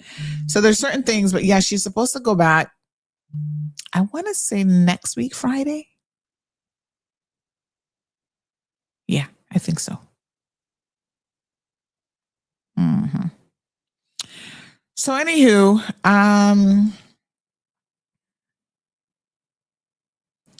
I think, she's out on bail. So that's it. Mm-hmm. Yeah, that's all we got. She'll be back. It'll take a while for her to actually get to trial. All right. Yeah, the 17th. I believe that sounds about right. Next week, Friday. Mm-hmm. The lady that's speaking to you at the minute is telling you the truth. Okay. That was the last caller about the whole Cayman Airways thing. So someone clarified that apparently fads, and I don't know how this works, but it would be interesting to get Cayman Airways some clarification on this, because this is a little bit confusing. Cayman Airways don't have enough people. They have to rely on fads to help them out behind the counter. But this person says, good morning. FAD staff also check in Cayman Airways flights. There's an arrangement for FAD's customer service agents to check in certain of the KX flights. The problem is that the UK demanded we allow foreign nationals into the islands, and we were made to welcome and encompass them. However, they were not directed to respect our culture or our way of life. Look at the UK today, and it is the mess that they're in. We have time to sort our island out, so we need to get busy. And on that note, again, I'm currently investigating an issue with the board. One of the boards falls under Michael, and what they are claiming is political interference and them trying to do that. So something big is brewing with one of these boards, and we're going to try to get to the bottom of it. Mm-hmm. So someone else said they're Frankie Flowers workers that are working at the Cal counters. Yes, they work all over the airport, different areas. I don't know how Frankie's allowed to do this. They have uniforms for different airlines. It's sad. So when you see them even putting on the uniform for the airline, it's not that they actually work for the airline. It is interesting. It's just like in Miami as well. You know, Miami uses an agent. Cayman Airways Miami, we use an agent to check in the people. And same thing with Tampa. They're using this agent company. And so technically, they don't work for the airline. They work for the agent who has a contract with the airline. It's a hot mess. Lord have mercy. Zandine says, hi, Miss Sandy. I was in town one day and a young man approached me asking, are you Caymanian? I said, yes, and why? He said, can we be friends? I said, no, we can't. I laughed to myself because I'm a born Jamaican working here. I'm mixed race, so they always asking me the question on the road, smiling, girl, he was about to make some moves on you. Can we be friends? Because he looking for Cayman papers. Raymond says, ESO has Caymanian births at 42%. Other births at 58%. Let that sink in. We're getting outworked and outfucked and losing on all fronts. And outbirthed, apparently. Lord Jesus.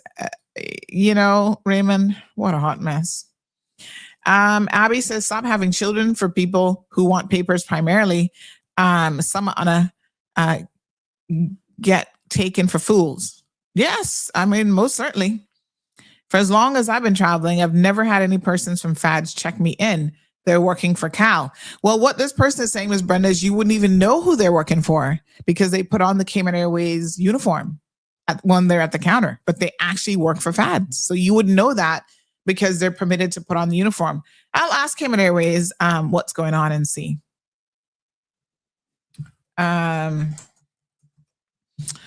All right.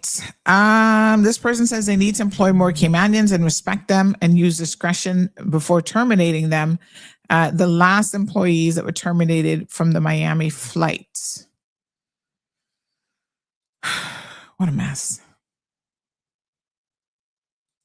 I hope that one day Cayman Airways does a little bit better job with their public relations in terms of like speaking to, their whole PR game needs to be stepped up. Because there's a lot of questions, there's a lot happening there. And, all they do is advertise the flights, which is fine, but we need to do more than that.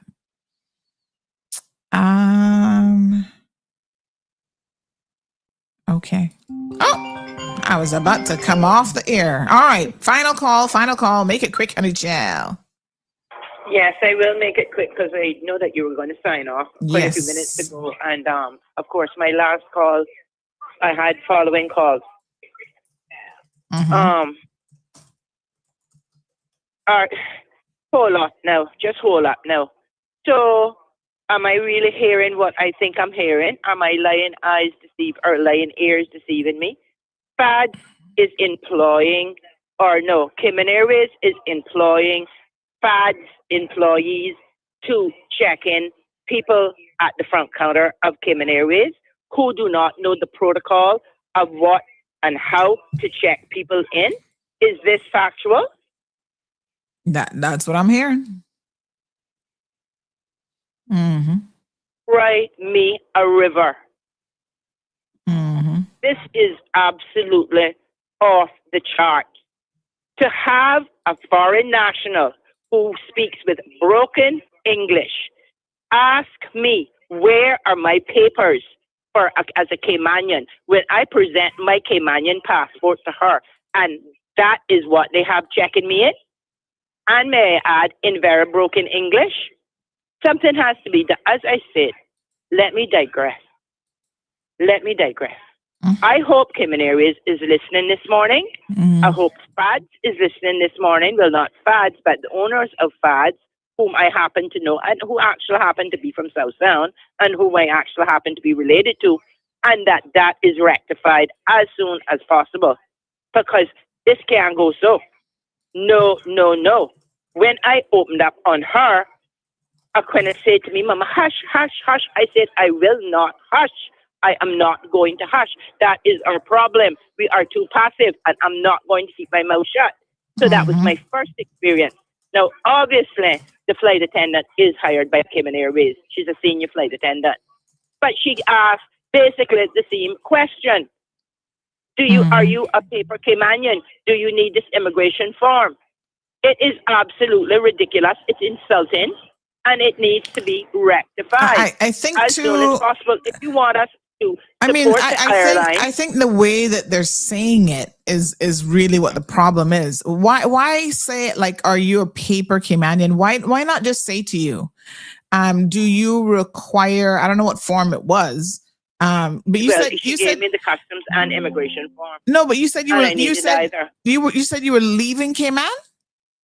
Leaving with the supposedly FADS / AKA Cayman Airways foreign nationals coming back. Filipino senior flight attendant, may I add, the juniors were Caymanians. She did not do a bad job. She was not rude. I'm not saying any of that. But when passing out immigration forms, all she has to do is ask you which form you need, because look here, a lot of people might look Caymanian and they're not Caymanian either. And some people might not look Caymanian and they are Caymanian. So you can't go by that. Yeah.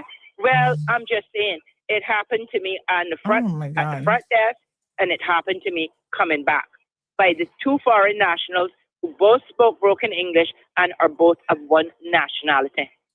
And it is not acceptable. But the fact that now I am hearing FADs are now filling in for Cayman Airways, and we have people coming back from university that can't get jobs. This is, let me digress again. What happened to the moratorium that was going to be put, that our legislators, they campaigned on, that there'd be a moratorium on Caymanian status? What happened to that? What happened to all of the political promises that Caymanians would come first? What happened to that? Because I'm beginning to become very skeptical. I'm also becoming very, very irritated. It's been a year, and I'm not going to go delve into this any further. I'm going to give it more time. But the more time that goes by, the more pissed off I'm becoming, because there's nothing is changing. Nothing is changing. It's the same old, same old, same old. Anyway, I'm going to bid you goodbye. Thank you, my dear. That's my rant for the day, and I will not be calling back and holding you up anymore. Okay? Have a good day. Congratulations on your win. Thank you. All right. All right. Thank you so much. Miss Brenda said to please verify this. And I can tell you that as the last caller was speaking, my little fingers were typing and getting the information. And I can confirm from Cayman Airways that, yes, there are times when they do use FAD employees. So what they say is, I know that we utilize them for extra help when needed. Are there specific concerns that I can have the airport look into and address? So sounds like we will be putting through your concerns to Cayman Airways. Anybody lost a phone this morning, please reach out. If you've got someone who's found a Google phone, we're happy to reunite you with your phone.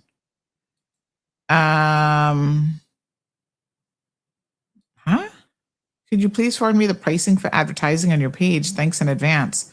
We also got this finally here. Oh, your ID. Oh, yes. I need to try and get my ID card sorted out too. I've been wanting to do that.